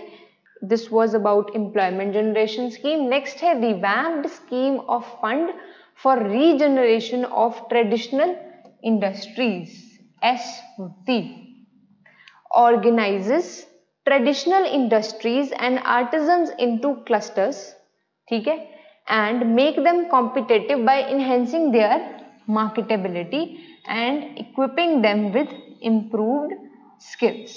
ਜਦੋਂ ਵੀ ਅਸੀਂ ਕਿਸੇ ਜਗ੍ਹਾ ਤੇ ਕੰਪੀਟੀਸ਼ਨ ਇੰਡਿਊਸ ਕਰਾਉਂਦੇ ਹਾਂ ਕੰਪੀਟੀਸ਼ਨ ਨਾਲ ਕੀ ਹੁੰਦਾ ਹੈ ਇੱਕ ਬੈਟਰ ਆਊਟਕਮ ਰਿਲੀਜ਼ ਹੁੰਦਾ ਹੈ, ਠੀਕ ਹੈ। ਇਸੇ ਤਰ੍ਹਾਂ ਇਹ ਸਕੀਮ ਕੀ ਕਰਦੀ ਹੈ ਜਿਹੜੇ ਜਿੰਨੇ ਵੀ ਕਲਸਟਰਸ ਹੈ ਕਲਸਟਰਸ ਕਿਹਦੇ ਆਰਟੀਜ਼ਨਸ ਐਂਡ ਇੰਡਸਟਰੀਜ਼ ਦੇ ਉਹਨਾਂ ਦੇ ਵਿੱਚ ਇੱਕ ਹੈਲਦੀ ਕੰਪੀਟੀਸ਼ਨ ਕਰਵਾਉਂਦੀ ਹੈ, ठीक है। किवें उन्होंने मार्केटेबिलिटी प्रोवाइड करके उन्होंने इक्विप करके with better and improved skills ताकि हर एक जी इंडस्ट्री है हर एक जी एंटरप्राइज है वो अपनी वर्किंग जी है उसनों कॉम्पीटेटिव भी करे एज वेल एज उसनों हर दिन एवरी डे उसनों इंप्रूव भी करे, ठीक है जी। This was revamped scheme of fund for regeneration of traditional industries. Regeneration तो तुहानूं याद रहेगा कि ट्रेडिशनल इंडस्ट्रीज नूं जिहड़ा है प्रमोट करना उन्होंने रीजनरेट करना किवें by enhancing a competition between them। A scheme for promoting innovation rural industry and entrepreneurship Aspire, this is also important scheme, ठीक है। creates new jobs and reduces unemployment, ठीक है। it promotes entrepreneurship culture, facilitate की करती है innovative business solution, new jobs ਨੂੰ promote ਕਰਨਾ, ਜਿਹੜੀ ਅਨਐਮਪਲੋयमेंट ਹੈ ਉਸ ਨੂੰ ਰਿਡਿਊਸ ਕਰਨਾ, ਕਿਵੇਂ एंटरप्रेन्योरशिप ਕਲਚਰ ਡਿਵੈਲਪ ਕਰਕੇ ਤਾਂ ਕਿ ਮੋਰ ਐਂਡ ਮੋਰ ਲੋਕ ਜਿਹੜੇ ਹੈ एंटरप्रेन्योरशिप ਨੂੰ ਅੰਡਰਟੇਕ ਕਰਨ। ठीक है जी, this is aspire, aspire means कि मैं एस्पायर कर रही हूँ टू बिकम एन एंटरप्रेन्योर। ठीक है, this is the way to learn it. National manufacturing competitiveness programme to develop global competitiveness among Indian MSME by improving their processes, designs, technology and market access। Again competition ਨੂੰ inculcate ਕਰਨ ਲਈ ਉਹਨਾਂ ਨੂੰ better ground provide ਕੀਤੀ ਜਾਂਦੀ ਹੈ ਤਾਂ ਕਿ ਉਹ better work ਕਰਨ every day। and ਇਹ competition ਜਿਹੜਾ ਹੈ ਇਹ global competition ਦੀ ਗੱਲ ਹੋ ਰਹੀ ਹੈ among Indian MSMEs। okay, Micro and Small Enterprise Cluster Development Program adopts cluster development approach, clusters ਨੂੰ develop करना and again competition as well as productivity ਨੂੰ enhance करना by as well as capacity building of MSMEs की MSMEs ਦੀ ਜਿਹੜੀ capacity है be it in terms of competition या फिर ਉਹਨਾਂ ਦੀ productivity ਦੀ terms ਵਿੱਚ ਉਸ ਨੂੰ increase ਕੀਤਾ ਜਾਵੇ। again next scheme है credit linked capital subsidy scheme, it is operational for upgradation of technology कि MSME sector ਦੇ अंडर ਜਿਹੜੀ ਵੀ ਜਿੰਨੀ ਵੀ technology है ਉਹਨੂੰ ਕਿਵੇਂ upgrade ਕੀਤਾ ਜਾਏਗਾ ਉਹ ਇਹ scheme ਦੇ अंडर आंदा है। ठीक है जी, next है उद्यमी portal, Mitra portal। Small Industries Development Bank of India has revamped its उद्यमी मित्र with enhanced features। सिडबी ने उद्यमी ਜਿਹੜਾ पोर्टल है ਉਹਦੇ फीचर्स ਨੂੰ ਜਿਹੜਾ है enhance ਕੀਤਾ है। The portal was launched earlier, इस portal ਨੂੰ launch ਕੀਤਾ ਗਿਆ ਸੀ ਤਾਂ ਕਿ ਜਿਹੜੀ accessibility है MSME the for credit उसਨੂੰ improve ਕੀਤਾ ਜਾਏ। It helps MSME for submission of loan application which can be picked up by the multiple lenders। ठीक है, ਇਹਦੇ ਵਿੱਚ ਕੀ ਹੈ MSME ਆਪਣੀ loan requirement ਦੀ ਜਿਹੜੀ application है ਉਹ portal ਤੇ upload ਕਰਦੀ ਹੈ। ठीक है, एंड जेडे इंटरस्टेड लोन प्रोवाइडर्स है वो एप्लीकेशंस ਨੂੰ पिक करते हैं एंड अकॉर्डिंगली जेड़ा मनी है they lend it to MSME। Ministry of micro small and medium enterprises ये भी की है एक इनिशिएटिव है गवर्नमेंट का, इसलिए इसनों असी स्कीम्स के अंडर ही स्टडी कर लांगे। ठीक है, MSME is a branch of government of India, is an apex executive body, very important. MSME ਜਿਹੜਾ ਹੈ ਉਹ ਇੱਕ एग्जीक्यूटिव बॉडी है of for the formulation and administration of rules, regulations and laws relating to MSME sector। MSME means micro, small and medium enterprises। जो rules and regulations है that are framed by Ministry of MSME। ठीक है जी, also KD body है executive body है। MSME संबंध, MSME संबंध it is a public procurement portal unveiled to monitor कादे वास्ते इनू unveil किया गया है the implementation of public procurement from MSME by central public sector enterprises। MSME ਦੀ जिन्नी भी प्रोडक्शन होएगी उधर 25% जेड़ा है वो सेंट्रल पब्लिक सेक्टर उसनों एक्वायर करता है। ठीक है जी, सो MSME संबद्ध जेड़ा पोर्टल है ये देखेगा कि जी 25% जी प्रोक्योरमेंट है सेंट्रल पब्लिक सेक्टर द्वारा यदि इंप्लीमेंटेशन किमें की जा रही है। ठीक है, ओदी जी पूरी वर्किंग है वो कौन एक्वायर देखेगा MSME संबंध। The procurement policy launched in 2012 mandates that central government department या CPSUs to procure necessarily from MSME। So जी 25% प्रोक्योरमेंट दी जी रिक्वायरमेंट है MSME दी ये गवर्नमेंट ਨੂੰ मीट करनी पएगी। It is mandatory for the central government. ठीक है, कि MSME तो 25% जी प्रोड्यूस है उसनों एक्वायर करे। ठीक है जी, नेक्स्ट है MSME Sampark. It is a digital platform where in job seekers मतलब पास्ड आउट ट्रेनीज जिन्होंने ट्रेनिंग ले रही है, students of 18 MSME technology centres and recruiters जेडे है वो अपने आप को रजिस्टर कराते हैं। ठीक है, रिक्रूटर्स भी अपने आप को रजिस्टर कराते हैं एज वेल एज जो जॉब सीकर्स है वो भी अपने आप को रजिस्टर कराते हैं। ठीक है, for getting employment and getting right kind of manpower respectively. For example ये की होंगे रजिस्टर करते हैं जॉब सीकर्स, जिन्होंने रिक्रूट करना है वो भी अपने आप को रजिस्टर कराते हैं। रिक्रूटर्स देखते हैं उन्होंने किस तरह की मैन पावर चाहिए है एंड जोड़े स्टूडेंट्स होंगे है या जो जॉब सीकर्स होंगे है ठीक है, वो देखते हैं कि असी किस तरह की MSME विच वर्क करना है। सो एक ये एक गैप ब्रिज करता है between job seekers as well as job providers. ठीक है, this is provided by MSME Sampark. MSME Sampark will act as a bridge किदे विच बिटवीन टैलेंट पूल कौन होंदा है, job seeking person and those enterprises seeking trained man power, जिन्होंने man power की requirement है। ठीक है, MSME संपर्क जिहड़ा है वो इहदे विच एक ब्रिज एक्ट करेगा। नेक्स्ट है उद्योग आधार मैमोरेंडम। उद्योग आधार मैमोरेंडम है, इट वॉज लॉन्च्ड कादे वास्ते to improve the ease of doing business. एक ही है ऑनलाइन पोर्टल है जिहड़ा कि फैसिलिटेट करता है registration of entrepreneurs in MSME sectors. Entrepreneurs जिहड़े है रजिस्टर कर सकते हैं। द यूजर जिहड़ा है उसनू एलोकेट कर दिता जाएगा अ यूनिक उद्योग आधार नंबर UAN। ठीक है जी, उद्योग आधार मैमोरेंडम की है, इसनू लॉन्च किया गया सी। MSME दी ईज ऑफ डूइंग बिजनेस नू ऑनलाइन पोर्टल है जिहड़ा कि फैसिलिटेट करेगा एंटरप्रेन्योर्स दी रजिस्ट्रेशन इन MSME। ठीक है, एंड उसनू अकॉर्डिंगली यूनिक उद्योग आधार नंबर जिहड़ा है that will be allotted. Next है interest subvention scheme of MSME। It is under the ministry of MSME with SIDBI, Small Industrial Development Bank of India, as a single national level nodal implementation agency for this scheme. Ministry of MSME and SIDBI जिहड़े हैं वो मिलके इस scheme नू implement कर रहे हैं। It aims to encourage both manufacturing as well as service enterprises नू जिहड़ा है उसनू encourage किया जाएगा, किस लिए, ताकि वो अपनी प्रोडक्टिविटी इंक्रीज करन as well as provides incentives to MSME ताकि वो ऑन बोर्डिंग जो GST प्लेटफॉर्म है ਉਹਦੇ ਉੱਤੇ अपने आप रजिस्टर करान। It provides 2% interest subvention to all GST registered MSME on fresh और incremental loans। अगर कोई MSME जिहड़ी है उसने GST पोर्टल ते अपने आप रजिस्टर कराया, GST नंबर एक्वायर किया है, तो उन्होंने की बेनिफिट मिलेगा 2% इंटरेस्ट सबवेंशन जिन्ना भी वो लोन लैनगे। ठीक है, उस लोन जो उन्हें इंटरेस्ट पे करना है वो 2% लेसर होगा than what other non registered companies will get, other non registered enterprises will get. ठीक है, सो ये फायदा है कि 2% लेस तो मिलेगा, लेकिन तुहानू GST पोर्टल के उत्ते उस MSME नू अपने आप नू रजिस्टर करवाना पड़ेगा। It's operational period is financial years 2019 and 2020। ठीक है जी, सो आप MSME का जो टॉपिक है वो कवर कर लेते हैं। नेक्स्ट टॉपिक जो है साडे सिलेबस विच मैंशनड है industrial development policies. Okay, other than that साडे सिलेबस विच मैंशनड है इंडस्ट्रीयल डिवेलपमेंट लॉज। ठीक है, स्टैप बाय स्टैप असी सारे टॉपिक्स जोड़े कवर करांगे। इंडस्ट्रीयल डिवेलपमेंट पॉलिसीज विच असी स्टार्टिंग तो लैके एंड तक जिन्नी भी इंपॉर्टेंट पॉलिसीज रही हैं, स्टार्टिंग फ्रॉम 1948 असी 1991 LPG पॉलिसी जिहड़ी है उहदे तक सारी इंपॉर्टेंट पॉलिसीज जिहड़ियां कवर करांगे। ठीक है जी, let's start.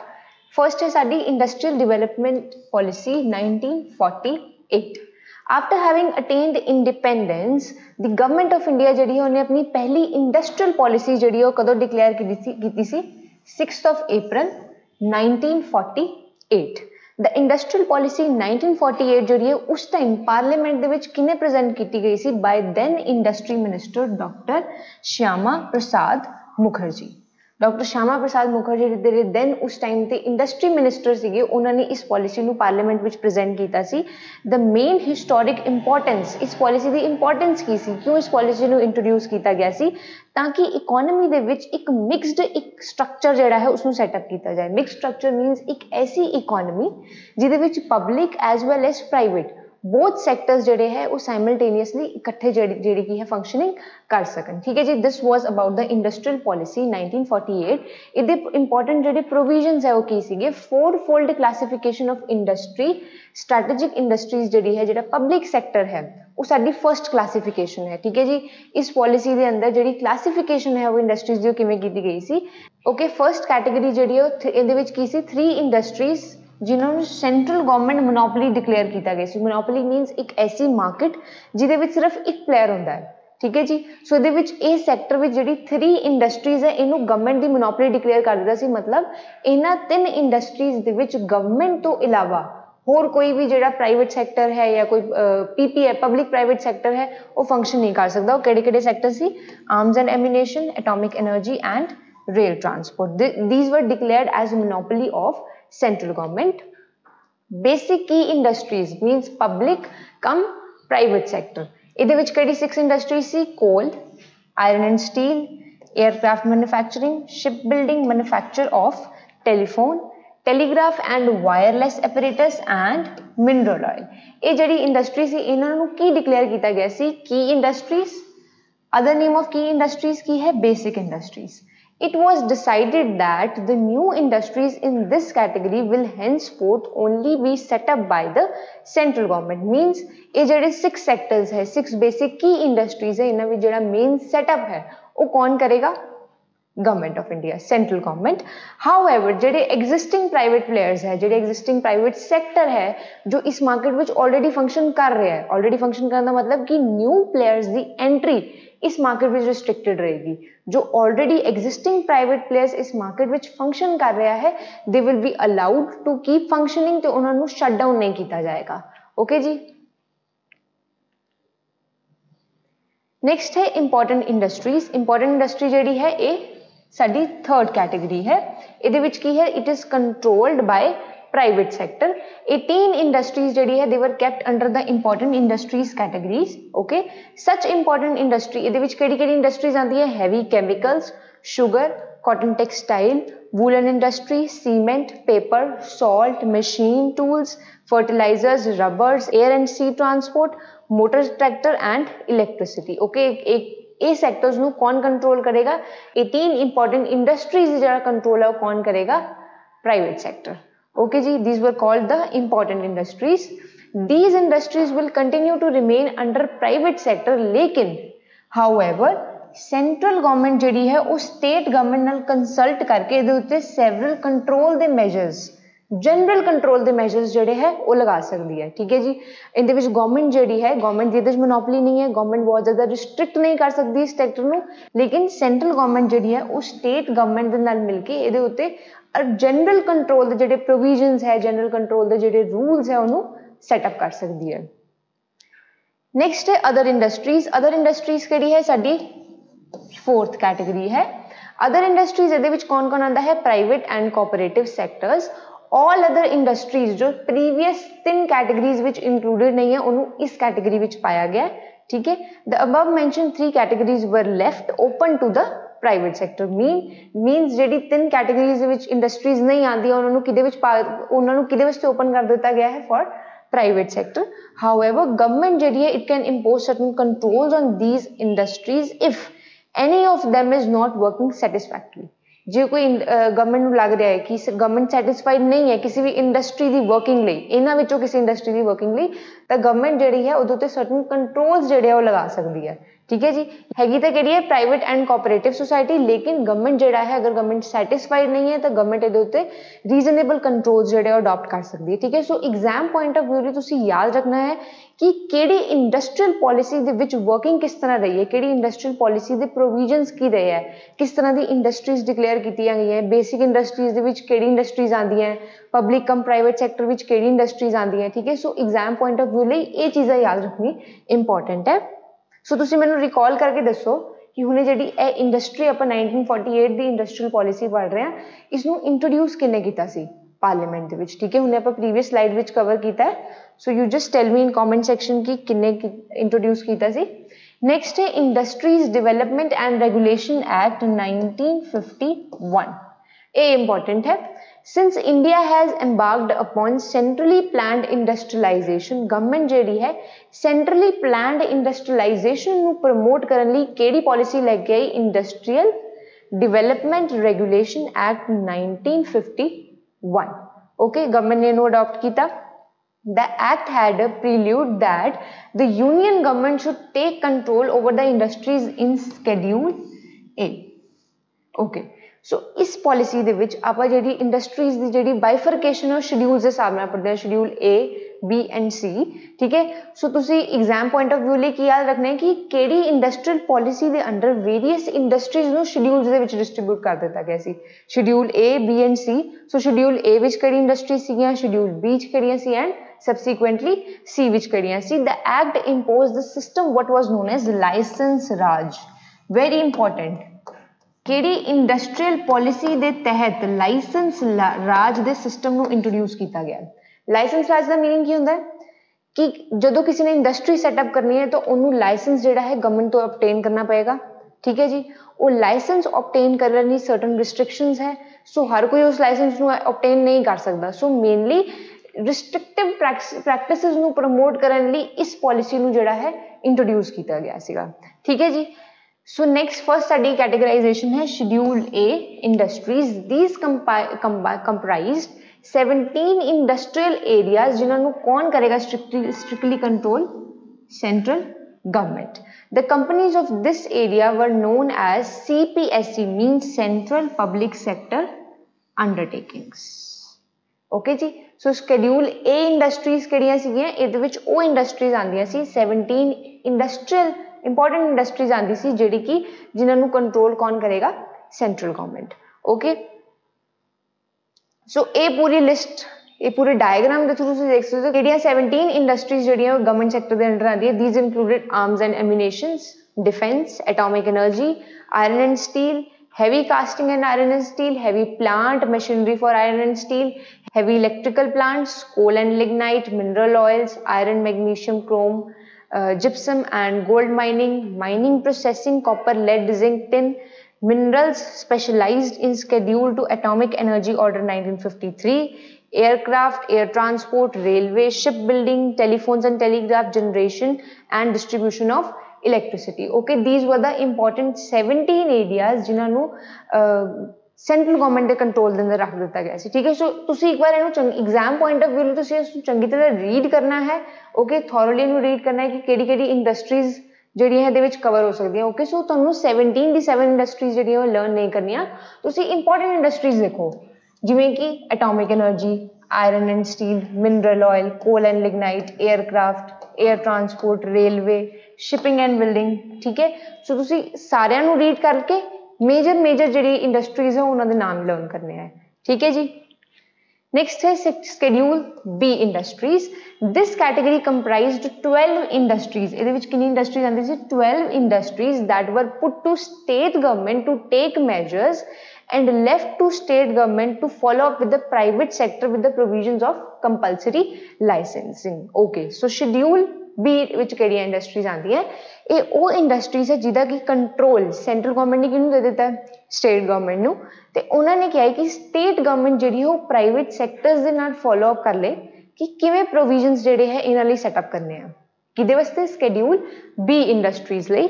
Schedule B industries, however, states were not given monopoly over these industries। अगर सेंटर ने स्टेट ਨੂੰ बोल देता है कि तुसी फॉलो अप लेना है प्राइवेट सेक्टर का, मतलब नहीं कि सेंटर ने मोनोपोली दे दी है स्टेट गवर्नमेंट ਨੂੰ। No, they had to be state owned, but private sector was expected to supplement the efforts of state। Okay basically की है, स्टेट ओन्ड एंटरप्राइजेज ही रहनगियां, बट लेकिन जिहड़ा प्राइवेट सैक्टर है वो की करेगा, वाज एक्सपैक्टेड कि वो सारे एफर्ट्स कि वो स्टेट गवर्नमेंट की हेल्प करे इन इंडस्ट्रीज नूं चलाउण वास्ते। Okay so this was about schedule B industries. केड़ी इंपॉर्टेंट इंडस्ट्रीज है इस चार्ट के थ्रू तुसीं रीड कर सकते हो। All other minerals except minor minerals, aluminium and other non ferrous minerals, machine tools, ferro alloys and tool steels, drugs, dye stuff, plastic and intermediary chemicals, antibiotics and other drugs, fertilizers, synthetic rubber, carbonization of oil, chemical pulp, road transport and sea transport। These were the important industries ਜਿਹੜੀਆਂ ਕਿ ਇਸ schedule ਦੇ ਵਿੱਚ include ਕੀਤੀਆਂ ਗਈਆਂ ਸੀ, ठीक है जी। Schedule C industries, the industrial areas which were left out of schedule A and B। वो सारी इंडस्ट्रीज जिहड़ी A and B ਨੂੰ ਛੱਡ ਕੇ जो बाकी इंडस्ट्रीज रह गईयां, वो सारी इंडस्ट्रीज ਜਿਹੜੀਆਂ ਉਹ ਕਿੱਥੇ ਆਣਗੇ, schedule C इंडस्ट्रीज ਵਿੱਚ। बट ਉਹਨਾਂ ਵਾਸਤੇ ਲਾਇਸੈਂਸ एंड रेगुलेशन ਜਿਹੜੀ ਉਹ ਜ਼ਰੂਰ ਕੰਡਕਟ ਕੀਤੀ ਜਾਏਗੀ। ठीक है जी। चाहे स्कैड्यूल ए या B industries which A industries नहीं आती, लेकिन इन्हां दी जिहड़ी लाइसेंसिंग है, इन्हां दी जिहड़ी रेगुलेशन है, वो गवर्नमेंट उसनूं कंट्रोल जरूर करेगी। Okay, so this was about the next policy outcomes. The first major outcome was that public sector in the country ਜਿਹੜਾ expand कर गया, क्योंकि मेजर ਜਿਹੜੀ इंडस्ट्रीज ਉਹ किहदी मोनोपोली हो गई, गवर्नमेंट ਦੀ मोनोपोली हो गई, and it became the main vehicle for industrial growth. Okay, initially ਕੀ ਸੀਗਾ, ਜਦੋਂ ਸਾਡੀ ਇੰਡੀਆ ਨੂੰ ਇੰਡੀਪੈਂਡੈਂਸ ਮਿਲਿਆ ਸੀ ਤਾਂ ਸਾਡੇ ਜਿਹੜੇ ਲੀਡਰ ਸੀਗੇ ਕੰਟਰੀ ਦੇ, ਉਹ ਇਹ ਬਿਲੀਵ ਕਰਦੇ ਸੀ ਕਿ ਅਗਰ ਅਸੀਂ ਇਕੋਨਮੀ ਦਾ ਗਰੋਥ ਜਿਹੜਾ ਸਟਰਕਚਰ ਹੈ ਉਸਨੂੰ ਇਨਕਰੀਜ਼ ਕਰਨਾ ਹੈ, ਇਕੋਨਮੀ ਨੂੰ ਇੱਕ ਲਾਰਜਰ ਸਾਈਡ ਤੇ ਗਰੋਥ ਵਾਲੀ ਸਾਈਡ ਤੇ ਲੈ ਕੇ ਜਾਣਾ ਹੈ, ਤਾਂ ਸਾਨੂੰ ਕੰਟਰੀ ਦਾ ਜਿਹੜਾ ਪਬਲਿਕ ਸੈਕਟਰ ਹੈ ਉਹਨੂੰ ਐਕਸਪੈਂਡ ਕਰਨਾ ਪਏਗਾ। लेकिन हौली हौली गवर्नमेंट ਨੂੰ रियलाइज होया कि पब्लिक सैक्टर ਜਿਹੜਾ ਉਹ विद टाइम सिक यूनिट्स ਵਿੱਚ कन्वर्ट ਹੁੰਦੇ। सिक यूनिट्स मतलब ऐसी पब्लिक ऑर्गेनाइजेशंस जो प्रॉफिट नहीं कमा रही। ओके, सो गवर्नमेंट ने की किया, इनिशियली तो उन्होंने फोकस कित्थे रहा, इंडस्ट्रीयल सैक्टर के उत्ते। इंडस्ट्रीयल सैक्टर भी किहड़ा जिहड़ा कि पब्लिक जिसनों गवर्नमेंट चला रही है, पब्लिक सैक्टर ओन्ड है। ठीक है जी। The government gave priority to backward regions to establish industrial units. Government ने की जिहड़े बैकवर्ड रीजनस है उन्हां दे उत्ते इंडस्ट्रीयल यूनिट्स उन्हां अंदर सैटअप करने की कोशिश की, क्योंकि गवर्नमेंट बिलीव करती सी कि अर्बन सैक्टर के नाल जिहड़ा साडा रूरल सैक्टर है उसकी भी डिवेलपमेंट होए। ठीक है जी। So this was the main aim कि इस पॉलिसी नूं क्यों इंट्रोड्यूस किया गया सीगा। ठीक है जी। नैक्सट है इंडस्ट्रीयल पॉलिसी रेजोल्यूशन 1956। इहदे विच मेन लर्न करने वाला पॉइंट किहड़ा है, जिहड़ी इंडस्ट्रीयल पॉलिसी 1956 सी वो महालनोबिस मॉडल ते बनी हुई सी। Who was PC Mahalanobis? ठीक है, पीसी महालनोबिस कौन सी कंट्री के एक इकोनॉमिस्ट सीगे। ठीक है जी। सो ये जिहड़ा 1956 इंडस्ट्रीयल पॉलिसी का जिहड़ा आइडिया सीगा ये कित्थों पिक किया गया सीगा, इन्हां दे मॉडल तो, पीसी महालनोबिस दे मॉडल तो। सो ये तुसीं एग्जाम पॉइंट लई याद रखना है। The industrial policy resolution of 1956 was based upon Mahalanobis model. This model suggest that there should be emphasis on heavy industries which will lead to India's economic growth to long term higher growth part. ठीक है जी। सो इस model का जिहड़ा main M सीगा वो ये सीगा कि इंडिया की जिहड़ी हैवी इंडस्ट्रीज है, हैवी इंडस्ट्री में जिहड़ी इन्वेस्टमेंट है उसनूं प्रमोट किया जाए ताकि इकोनॉमी की जिहड़ी है सबसीक्वेंट ग्रोथ एक्सेलरेट होए। ठीक है जी। सो दिस वाज अबाउट जो इंडस्ट्रियल पॉलिसी एक्ट 1956 दे विच तुसीं यही याद रखना कि महालनोबिस मॉडल जिहड़ा है वो इहदा मेन बेसिस बनिया सी ते मेन फोकस की सीगा इहदा हैवी इंडस्ट्रीज। ठीक है जी। Monopolies and Restrictive Trade Practices Act 1970 very important. So exam में तुहानूं इहदा ईयर भी पूछा जा सकता है, तुहानूं इहदा पर्पस भी पूछा जा सकता है कि MRTP एक्ट जिहड़ा है इसनूं असीं MRTP एक्ट 1970 भी बोलते हैं। ठीक है जी। क्यों इंट्रोड्यूस किया गया सी? The monopoly and restrictive practices act MRTP act was passed in parliament of India किहड़ी डेट नूं 18th December 1969 and got president's assent। president ਦੀ assent कदों मिली? December 27 1969। ओके जी। नेक्स्ट है the aims and objectives of this act. MRTP act के main objectives की सीगे to ensure that operation of economic system does not result in concentration of economic power in few hands. नाम तो पता चल रहा है MRTP मोनोपोली रिस्ट्रिक्शन मीनस ऐसी एक्ट जिहड़ी मोनोपोली के उत्ते रिस्ट्रिक्शन लगाती है। ठीक है। सो मेन एम की सीगा कि इकोनॉमिक पावर जिहड़ी है वो फ्यूअर हैंड्स दे विच कॉन्सनट्रेटेड ना रहे, मीनस मोनोपोली जिहड़ी है वो सैटअप ना की जाए। To provide for control of monopolies, monopolies जिहड़ी है उन्हां उत्ते कंट्रोल किया जा सके। To prohibit monopolistic and restrictive trade practices act, ऐसी प्रैक्टिसेस जिहड़ी ट्रेड नूं रिस्ट्रिक्ट कर रही हैं या ऐसी प्रैक्टिसेस जिहड़ी मोनोपोली मार्केट नूं सैटअप करने की कोशिश कर रही है, कंसनट्रेशन जिहड़ी है फ्यूअर हैंड्स दे विच प्रमोट कर रही है, उन्हां नूं प्रिवेंट करन लई इस एक्ट नूं इंट्रोड्यूस किया गया सी।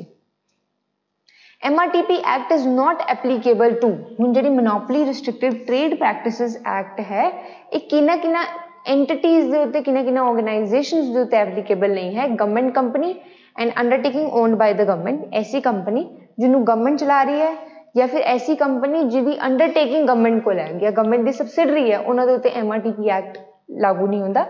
Company established bye the central and state act, ऐसी कंपनी जिहड़ी किसी सेंट्रल या फिर स्टेट दी पार्लीमेंटरी एक्ट के थ्रू बनी हुई हैं, उन्हां दे उत्ते MRTP एप्लीकेबल नहीं होगा। ट्रेड यूनियन कंपनीज जिन्होंने सेंट्रल गवर्नमेंट ने ओवरटेक कर लिया है, यूनियंस वो कंपनीज जिहड़ियां MRTP एक्ट के अंडर नहीं आउणगियां। Company owned by registered cooperative society, registered cooperative societies ने अगर कोई कंपनीज नू ओन किया होया ना कंपनीज नू लिता होया तो वह MRTP एक्ट के अंडर कवर नहीं होणगियां। ओके जी।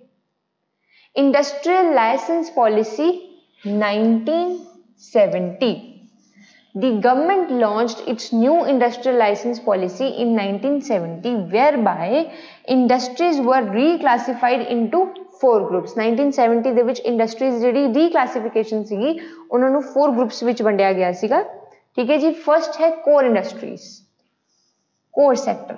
ਕੋਰ ਸੈਕਟਰ ਦੇ ਵਿੱਚ ਕੀ ਆਏਗਾ, ਕੰਪਰਾਈਜ਼ਡ ਬੇਸਿਕ क्रिटिकल एंड ऐसी इंडस्ट्रीज जिहड़ी कि इकोनॉमी ਲਈ स्ट्रैटेजिक इंपॉर्टेंस रखती हैं। For example atomic energy, cement, iron, steel etcetera requiring investment of ₹5 crore और मोर। ऐसी इंडस्ट्रीज जिवें कि एटॉमिक एनर्जी होगी, सीमेंट हो गई, आयरन एंड स्टील होगी जिहदे विच इन्वेस्टमेंट कितनी चाहिए है 5 करोड़ और more. This sector would be exclusively developed under public sector. So जिहड़ा बेसिक मीनस जिहड़ा कोर सैक्टर है वो डिवेलपमेंट किहदे अंदर होएगी, पब्लिक सैक्टर के अंडर। ठीक है जी।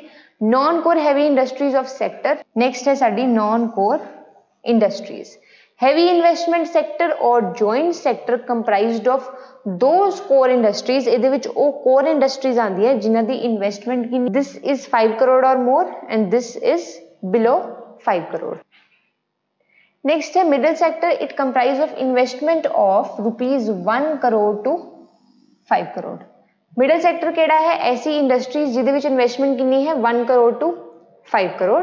डी लाइसेंस सेक्टर, नेक्स्ट है डी लाइसेंस सेक्टर। एक सेक्टर है in which investment was less than 1 crore and was exempted from licensing requirement.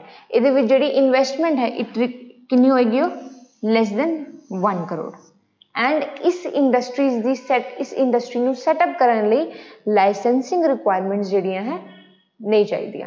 Okay ji. Licensing दी कोई भी फॉर्मैलिटीज जिहड़ियां है वो डी लाइसेंस सैक्टर, ऐसा सैक्टर जिहदे उत्ते सानू लाइसेंस दी रिक्वायरमेंट नहीं है।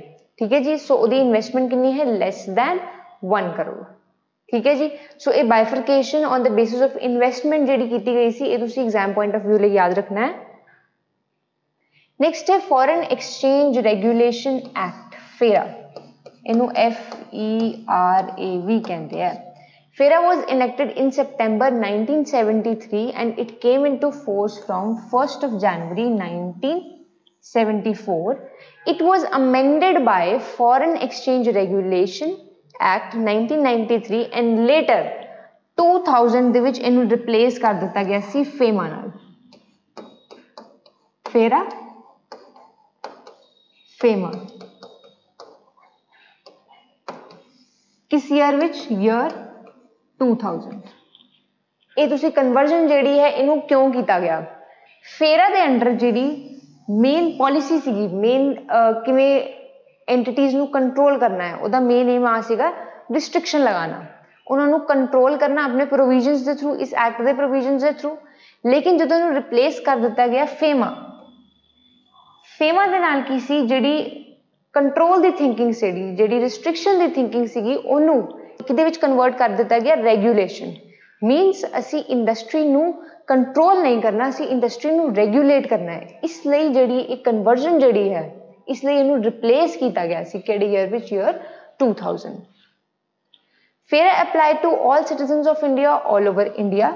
The idea was to regulate the foreign payment, regulate the dealing in foreign exchange and securities and conservation of foreign exchange in the nation. ठीक है जी। सो जो फेरा सीगा इनू क्यों इंट्रोड्यूस किया गया सी, मेन एम की सीगा कि जिहड़ी फॉरन दी पेमेंट्स है उन्होंने असी रेगुलेट करिए, फॉरन एक्सचेंज जिहड़ा है उहदी डीलिंग नू असी रेगुलेट करिए and securities and foreign exchange जिहड़ा है उन्होंने असी कंजर्व कर सकिए। दिस वाज अबाउट फेरा। In FERA, anything and everything that has to do with something with foreign exchange was regulated. Means ऐसी acts, ऐसी ਜਿਹੜੀ transactions हो रही हैं, anything, चाहे वो business setup हो रहा है, कुछ भी हो रहा है, अगर ਉਹਦੇ ਵਿੱਚ foreign exchange involved है, चाहे वो foreign exchange आ रहा है, चाहे वो foreign exchange जा रहा है, ਉਹਦੀ regulation कौन करेगा? FERA. ठीक है? The experts called it as Draconian Act. Very important.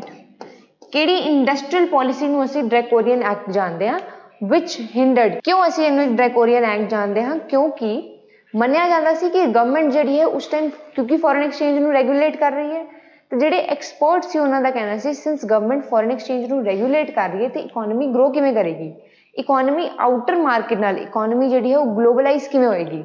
ਠੀਕ ਹੈ ਜੀ। ਸੋ ਇਹ ਦੇਖਦੇ ਹੋਏ ਜਿਹੜੇ ਐਕਸਪਰਟ ਸੀਗੇ ਇਹਨੂੰ ਡਰੈਕੋਨੀਅਨ ਐਕਟ ਕਹਿੰਦੇ ਸੀ, ਕਿਉਂਕਿ ਉਹ ਮੰਨਦੇ ਸੀ ਕਿ ਇਹ ਜਿਹੜੀ ਐਕਟ ਹੈ ਉਹ ਸਾਡੀ growth and modernisation of Indian industries ਨੂੰ ਹਿੰਡਰ ਕਰੇਗੀ, ਕਿਉਂਕਿ ਇੰਡੀਅਨ ਇੰਡਸਟਰੀ ਜਿਹੜੀ ਆਊਟਰ ਮਾਰਕੀਟ ਤੋਂ ਓਪਨ ਅਪ ਨਹੀਂ ਹੋਏਗੀ, ਇੰਡੀਅਨ ਇੰਡਸਟਰੀ ਨੂੰ ਪਤਾ ਨਹੀਂ ਲੱਗੇਗਾ ਕਿ ਅਸੀਂ ਡਿਵੈਲਪ ਕਿੱਦਾਂ ਕਰਨਾ ਹੈ। ਠੀਕ ਹੈ ਜੀ, ਕਿਉਂਕਿ ਅਲਟੀਮੇਟਲੀ ਫੋਰਨ ਐਕਸਚੇਂਜ ਹੀ ਰੈਗੂਲੇਟ ਹੋ ਗਿਆ ਨਾ, ਫੋਰਨ ਐਕਸਚੇਂਜ ਨੂੰ ਕੰਟਰੋਲ ਕਰਨਾ ਸ਼ੁਰੂ ਕਰਤਾ ਗਵਰਨਮੈਂਟ ਨੇ, ਇਨਵੈਸਟਮੈਂਟ ਕੰਟਰੋਲ ਹੋਣੀ ਸ਼ੁਰੂ ਹੋ ਗਈ। ਠੀਕ ਹੈ, ਦਿਸ ਇਜ਼ ਵਾਈ ਇਸ ਐਕਟ ਨੂੰ ਕੀ ਕਿਹਾ ਗਿਆ ਜਾਂਦਾ ਹੈ? ਡਰੈਕੋਨੀਅਨ Act. Next, the important aspect of FEMA in contrast with FERA is that it facilitates trade, while that of FERA was that it prevented misuse. Okay, so ਜਿਹੜੀ FEMA Act ਸੀਗੀ ਉਹ trade ਨੂੰ facilitate ਕਰ ਰਹੀ ਸੀ, whereas FERA Act ਜਿਹੜੀ ਹੈ ਉਹ misuse ਅਗਰ ਕੋਈ ਹੋ ਰਿਹਾ ਹੈ trade ਦਾ ਤਾਂ ਉਹਨੂੰ prevent ਕਰ ਰਹੀ ਸੀ। ਤੁਹਾਨੂੰ ਸਮਝ ਆ ਰਿਹਾ ਕਿ ਜਿਹੜੀ FERA Act ਹੈ ਉਹਦਾ ਮੇਨ ਏਮ ਕੀ ਸੀਗਾ? restrictions ਲਗਾਉਣਾ, more of control ਜਿਹੜਾ ਹੈ ਉਹਨੂੰ ਲਗਾਉਣਾ। The focus was shifted from control to management, कि ਅਸੀਂ foreign exchange जिन्नी भी transactions हो रही है, anything that involves foreign exchange, ਉਹਨੂੰ ਅਸੀਂ control नहीं करना, regulate करना है ताकि misuse ना होए। This is the only difference जो FERA and FEMA ਵਿੱਚ ਅਸੀਂ पढ़ना है। Industrial Policy Statement 1973. The Industrial Policy Statement of 1973, the term core industries was included. Important, ਉਹ ਤੁਹਾਨੂੰ एग्जाम ਚ ਪੁੱਛਣਗੇ ਕਿ core industries ਦਾ ਜਿਹੜਾ concept ਹੈ ਉਹ ਕਿਹੜੀ policy ਵਿੱਚ introduce ਕੀਤਾ ਗਿਆ ਸੀ। It referred to 6 core industries, ਕਿਹੜੀਆਂ? Iron and steel industry, cement, coal, crude oil, oil refining and electricity. 6 ਜਿਹੜੀਆਂ ਹੈ division ਕੀਤੀ ਗਈ ਸੀ industries the. These were called basic industries or infrastructure industries. ਇਹਨਾਂ ਨੂੰ basic industry ਕਿਹਾ ਜਾਂਦਾ ਸੀਗਾ, ਐਂਡ ਐਸੀ ਇੰਡਸਟਰੀ ਜਿਹੜੀ ਇਕੋਨਮੀ ਦੀ ਇਨਫਰਾਸਟਰਕਚਰਲ ਗਰੋਥ ਲਈ ਹੈਲਪਫੁਲ ਰਹਿਣਗੀਆਂ। ਠੀਕ ਹੈ ਜੀ। ਨੈਕਸਟ ਹੈ industrial ਲਾइसेंसिंग ਪॉलिसी 1975। in 1975 another industrial licensing policy ਜਿਹੜੀ ਉਹਨੂੰ ਇਸ਼ੂ ਕੀਤਾ ਗਿਆ ਸੀ। This and further licensing policies actually were a series of step by step liberalization of licensing system in India। इस एक्ट तो लैके अगे जिन्नी भी एक्ट्स आंदियां हैं 1980 दी आंदी है, 1991 दी आंदियां हैं, वो सारी एक्ट्स ਜਿਹੜੀਆਂ ਹੈ ਉਹ ਸਾਡੀ ਪੋਲਿਸੀਜ਼ ਜਿਹੜੀਆਂ ਜਿਨ੍ਹਾਂ ਨੂੰ ਇੰਟਰੋਡਿਊਸ ਕੀਤਾ ਗਿਆ ਸੀ ਉਹਦਾ ਮੇਨ ਏਮ ਕੀ ਸੀਗਾ? ਇਕੋਨਮੀ ਨੂੰ ਸਟੈਪ ਬਾय ਸਟੈਪ ਲਿਬਰਲਾਈਜ਼ ਕਰਨਾ। ਲਿਬਰਲਾਈਜ਼ ਕਰਨਾ ਮੀਨਸ ਫ੍ਰੀ ਕਰਨਾ। ਠੀਕ ਹੈ ਜੀ। The industrial licensing policy 1975 delicensed 21 industries and permitted unlimited expansion beyond the licensed capacities। means ਜਿਹੜੀ expansion है ਉਹਨੂੰ beyond certain limit उसਨੂੰ लेके जाना। ओके जी। सो इस पॉलिसी ਦਾ मेन एम ਕੀ ਸੀਗਾ? 21 इंडस्ट्रीज ਨੂੰ ਜਿਹੜਾ ਹੈ unlimited expansion ਲਈ परमिशन ਦੇ ਦਿੱਤੀ गई ਸੀ। ठीक है जी। ਕੀ ਇਹਦਾ ਮੇਨ ਏਮ ਸੀਗਾ ਕਿ ਲਾਇਸੈਂਸਡ ਕੈਪੈਸਿਟੀਜ਼ ਇਕੋਨਮੀ ਜਿਹੜੀ ਕਿ ਸਭ ਨੂੰ ਲਾਇਸੈਂਸ ਲੈਣਾ ਪੈ ਰਿਹਾ ਆਪਣੇ ਆਪ ਨੂੰ ਸੈਟਅਪ ਕਰਨ ਲਈ ਉਸਨੂੰ ਸਟਾਪ ਕੀਤਾ ਗਿਆ ਤਾਂ ਕਿ ਜਿਹੜੀ ਇਕੋਨਮੀ ਹੈ ਜਿਹੜੀ ਇੰਡਸਟਰੀਜ਼ ਹੈ ਉਹ ਆਪਣੇ ਆਪ ਨੂੰ ਈਜ਼ੀਲੀ ਐਕਸਪੈਂਡ ਕਰ ਪਾਣ ਤੇ ਜਿਹੜਾ ਲਾਇਸੈਂਸਿੰਗ ਦਾ ਸਿਸਟਮ ਹੈ ਬਹੁਤ ਜ਼ਿਆਦਾ ਉਸ ਰਿਸਟ੍ਰਿਕਸ਼ਨ ਦੇ ਵਿੱਚ ਨਾ ਪੈਣ। नेक्स्ट है इंडस्ट्रियल डेवलपमेंट पॉलिसी 1991। ब्रांचेस इसका दूसरा नाम की है new economic policy. Very important कि आप इंडस्ट्रियल डेवलपमेंट पॉलिसी के दूसरा नाम की आप जानते हैं न्यू इकोनॉमिक पॉलिसी। यदि बेसिक ब्रांचेस किहड़ियां हैं? पहली है liberalisation, privatisation and globalisation, LPG। LPG policy भी असीं इहनूं कहने मोस्ट इंपॉर्टेंट पॉलिसी है ठीक है जी।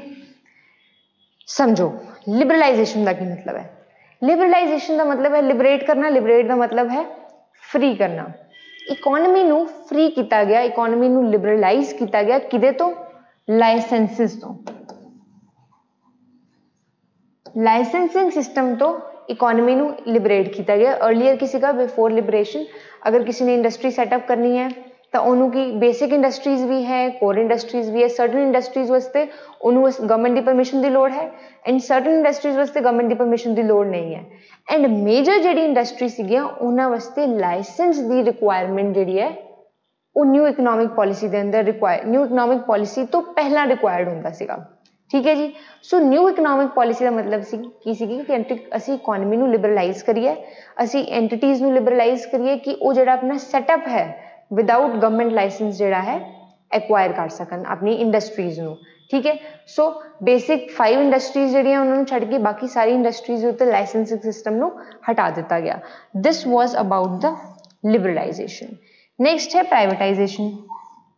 प्राइवेटाइजेशन की है क्योंकि जिस टाइम ये पॉलिसी इंट्रोड्यूस की गई सी उस टाइम इकोनॉमी दे विच जो पब्लिक सैक्टर सी वो सिक यूनिट्स की तरफ जा रहा है। पब्लिक सैक्टर यूनिट बहुत ज़्यादा डिवेलप नहीं सीगा। ठीक है। पब्लिक सैक्टर यूनिट्स जोड़े है वो लॉसेस में जा रहे थे। ठीक है जी। सो उस पब्लिक सैक्टर नू खत्म किवें कीता जाएगा, उस सिक यूनिट्स नू खत्म किवें कीता जाएगा, प्राइवेट सैक्टर इंट्रोड्यूस करके। क्योंकि प्राइवेट सैक्टर अपने नाल टेक्नोलॉजी लेके आएगा, इन्वेस्टमेंट लेके आएगा एंड इकोनॉमी की ग्रोथ होएगी। सो प्राइवेटाइजेशन वॉज इंड्यूस्ड। नेक्स्ट है ग्लोबलाइजेशन। ग्लोबलाइजेशन का मतलब की है ग्लोबल इकोनॉमी। ठीक है। ग्लोबल इकोनॉमी किवें होएगी जो असी अपनी इकोनॉमी नू ओपन अप करांगे दूसरी इकोनॉमीज नाल। तुसीं मैनूं कॉमेंट सैक्शन में दसो कि जिहड़ी वर्ल्ड ट्रेड ऑर्गेनाइजेशन है उन्होंने किस ईयर च सैटअप किया गया सीगा। ठीक है जी। वर्ल्ड ट्रेड ऑर्गेनाइजेशन नू ईयर 1995 मैं ही दस दिंदी तुहानूं आंसर, ईयर 1995 विच सैटअप किया गया सी। इहदा मेन एम की सीगा कि इकोनॉमीज जिहड़ियां है वो आपस में ग्लोबलाइज करनी, ग्लोबलाइज हो जानी इकोनॉमीज। ठीक है। ग्लोबलाइज हो जाएंगे, इकोनॉमी ओपन हो जाएगी, easily inflow and outflow of goods and material, goods and services जो ईजिली अंडरटेक किया जाएगा। सो ओवरऑल वर्ल्ड बन जाएगा एक ग्लोबल विलेज जिहदे नाल साडी इन्वेस्टमेंट वधेगी, फॉरन तो इन्वेस्टमेंट आएगी इंडिया दे विच। ठीक है जी। असी ईजिली एक्सपोर्ट कर पावांगे, एक्सपोर्ट करांगे तो इकोनॉमी में फॉरन एक्सचेंज आएगा, इकोनॉमी की GDP इंक्रीज होएगी। ठीक है जी। सो ये सारे स्टैप्स जोड़े है अंडरटेक किए गए थे। सो तुसीं मैनूं कॉमेंट सैक्शन में दसो कि जी 1991 की जी पॉलिसी चेंजिस है, ये जी LPG पॉलिसी इंट्रोड्यूस की गई सी, ਇਹਦੇ ਵਿੱਚ इंडिया ਦੇ ਨਾਲ एक इंटरनेशनल ऑर्गेनाइजेशन IMF रिलेटेड है। वो किस तरह इस पॉलिसी के नाल रिलेटेड है ये तुसीं मैनूं कॉमेंट सैक्शन दे विच दसो। सो साडा इंडस्ट्रीयल पॉलिसीज़ का जो टॉपिक है ओवर हो गया, वो जिन्ने भी इंपॉर्टेंट प्रोविजन सीगे वेरियस इंडस्ट्रीयल पॉलिसीज़ दे वो आप सारे कवर कर लेते हैं। नैक्सट इंपॉर्टेंट टॉपिक है industrial laws of India. Okay. हुण इंडस्ट्रीयल लॉज ऑफ इंडिया जिहड़े असीं किद्दां पढ़ने एग्जाम पॉइंट ऑफ व्यू लई, एग्जाम लई साडे वास्ते इन्हां लॉज विच गिवन जिहड़ी इंपॉर्टेंट डेफिनेशनस है वो कवर करनी बहुत इंपॉर्टेंट है। ठीक है। इंप्लॉयर का मतलब की है, इंप्लॉई का मतलब की है, किहड़े लॉज किहड़ी ऑर्गेनाइजेशंस दे उपर लगदे है डिपेंडिंग अपॉन कि उन्हां ऑर्गेनाइजेशंस दे विच नंबर ऑफ इंप्लॉईज किन्ने। फॉर एग्जाम्पल कई ऑर्गेनाइजेशंस ऐसियां हैं जिहदे विच नंबर ऑफ इंप्लॉईज जिहड़े है वो 10 है एंड अकॉर्डिंगली उहदे उपर कुछ पर्टिकुलर लॉज लगते हैं। कई ऑर्गेनाइजेशंस ऐसियां हैं जिन्हां विच नंबर ऑफ इंप्लॉईज जिहड़े है वो 20 होणगे। ठीक है। सो एग्जाम लई साडे वास्ते डेफिनेशंस पढ़नियां ज़्यादा इंपॉर्टेंट है रादर दैन कि असीं इन्हां लॉज दे डेप्थ दे सैक्शंस दे विच जाइए। ठीक है जी। सो स्टार्ट करते हैं। फर्स्ट है इंट्रोडक्शन। ईयर 2019 ਦੇ ਵਿੱਚ ਸਾਡੀ ਜਿਹੜੀ ਗਵਰਨਮੈਂਟ ਹੈ ਉਹਨੇ various laws, various wage laws, various employee related laws ਜਿਹੜੇ ਉਹਨਾਂ ਨੂੰ ਸਬਸਿਊਮ ਕਰਕੇ ਬੇਸਿਕਲੀ 4 ਲॉज ਜਿਹੜੇ ਹੈ ਉਹ ਬਣਾਏ ਸੀਗੇ। ਠੀਕ ਹੈ। ਤਾਂ ਕਿ ਜਿਹੜੀ ਡਿਸਕ੍ਰਿਪੈਂਸੀਜ਼ ਹੈ ਵੇਰੀਅਸ ਲॉज ਦੇ ਵਿੱਚ ਅਲੱਗ-ਅਲੱਗ ਤਰ੍ਹਾਂ ਦੀ ਡੈਫੀਨੇਸ਼ਨਸ ਦਿੱਤੀਆਂ ਹੋਈਆਂ ਵੇਜਸ ਦੀ, ਇੰਪਲੋਇਰਸ ਦੀ, उसनू खत्म करके standard definition and standard codes जोड़े हैं उन्होंने डिवेलप किया जाए। ठीक है जी। In 2019 to consolidate 29 central laws, centre दे 29 लॉज सीगे, the ministry of labour and employment जो है उन्होंने 4 बिल्स इंट्रोड्यूस किए। ठीक है। ये 4 बिल्स का मेन एम की सी कि जी वेरियस डेफिनेशंस है, जी वेरियस सानू फिर लॉज बनाने जी वेरियस कन्फ्यूजन हो रही है उन्होंने अवॉइड किया जा सके। ठीक है जी। दीज कोड्स इंक्लूडिड की इंक्लूड करते सी जोड़े कोड बिल सीगे, वेजेस मतलब वो मनी जिहड़ी आपां अनस्किल्ड लेबर नूं पे करदे हां। ओके, बिफोर आप वेज कोड पढ़िए साडे लिए इंपॉर्टेंट है कि सानू वेजेस एंड सैलरीज दा डिफरेंस जिहड़ा है वो पता होए। तो तुसीं कमेंट सैक्शन विच मैनूं दसो कि वेजेस एंड सैलरीज दे विच की डिफरेंस है। ठीक है जी। नेक्स्ट लॉ कोड विच की इंक्लूडेड सीगा industrial relations, social security and occupational security. Social security and occupational security मतलब on job and off job जिहड़ी सेफ्टी मेजर्स है वो की प्रोवाइड कीते जाणगे एक इंप्लॉयर वालों अपने इंप्लॉई नूं। Health and working conditions according to central government there are over 100 state and 40 central laws regulating various aspects of labor ਦੇ various aspects ਜਿਵੇਂ ਕਿ wages ਕਿਹੜੀ ਉਹਨਾਂ ਨੂੰ benefits ਦੇਣੇ ਆ। ਠੀਕ ਹੈ, ਉਹਦੇ ਰਿਲੇਟਡ ਸੈਂਟਰਲ ਗਵਰਨਮੈਂਟ ਦੇ according almost 100 state and 40 central laws ਹੈ। ਹੁਣ ਹਰ ਇੱਕ law ਦੇ ਵਿੱਚ ਜਿਹੜੀ wage ਦੀ definition ਹੈ वो डिफरेंट दिती होएगी। हर एक लॉ में जी पेंशन की डेफिनेशन है वो डिफरेंट दिती होएगी। मैटरनिटी बेनिफिट्स है वो डिफरेंट दिते होंगे। ठीक है, सो ये जो लॉज सीगे ये बहुत सारी कन्फ्यूजन क्रिएट कर रहे थे। सो गवर्नमेंट ने इन्होंने सबस्यूम करके एक स्टैंडर्ड लॉज जोड़े उन्होंने सैटअप किया। What are labor laws?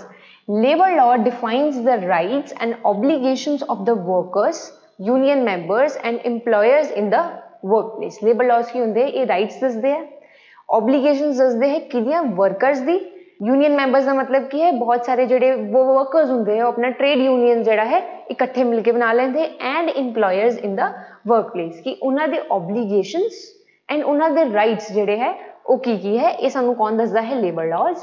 Generally labour law covers labour law जोड़ा है वो की कवर करता है। फर्स्ट है industrial relation, certification of unions, labor management relations, collectively bargaining and unfair labor practices। Industrial ਜਿਹੜੇ ਸਾਡੇ laws है, इंडस्ट्रियल laws की गवर्न करते हैं वेरियस सर्टिफिकेशन ऑफ यूनियंस ਕਿਹੜੇ यूनियंस ਨੂੰ ਅਸੀਂ ट्रेड यूनियंस डिक्लेयर करना है, लेबर ਦੀ मैनेजमेंट ਨਾਲ किवें रिलेशनशिप्स ਰਹਿਣਗੇ, collective bargaining and unfair labour practices ਨੂੰ एलिमिनेट करना।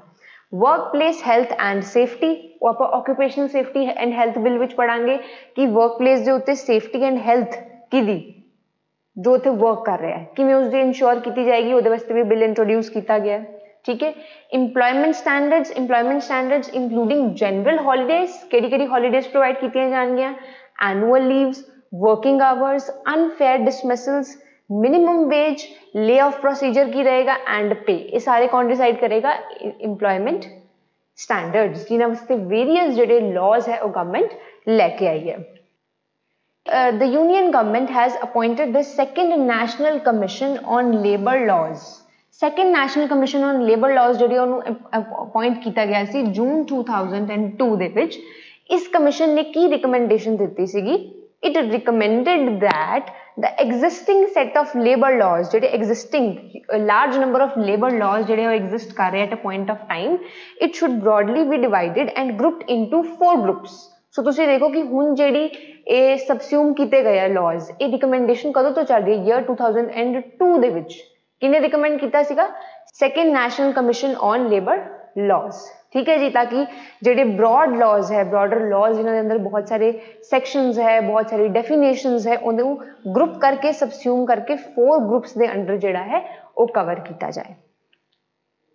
एक्टिंग ऑन द रिकमेंडेशन इन्हां दी रिकमेंडेशन दे उत्ते एक्ट करते हुए the union government has proposed to enact 4 laws code subsuming 29 labour law legislations. Again same चीज़ बार बार रिपीट हुई है। 29 जो लेबर लॉज है उन्होंने सबस्यूम करके single law 4 number of laws जोड़े वो बना दिते जान। द कोड ऑन वेजेस 2019 ये साडा फर्स्ट असी बिल पढ़ांगे। ठीक है जी, जिहड़ा कि हुण एक्ट विच आ चुका है is the first of a law to get legislative approval and subsequently year 2019 August 8 नूं बाकी बिल्स नूं भी क्लीयरेंस जिहड़ी है पार्लीमेंट ने दे दी है।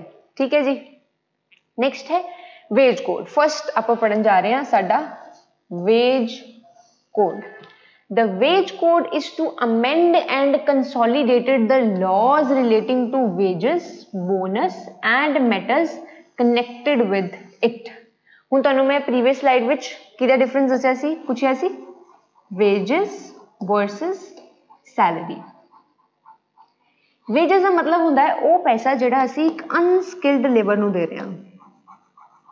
फॉर एग्जाम्पल कैजुअल वर्कर हो गए। कैजुअल वर्कर कौन होंदे जिहड़े दिहाड़ी ते काम करदे आ, डे टू डे वर्किंग्स ਲਈ काम करदे आ।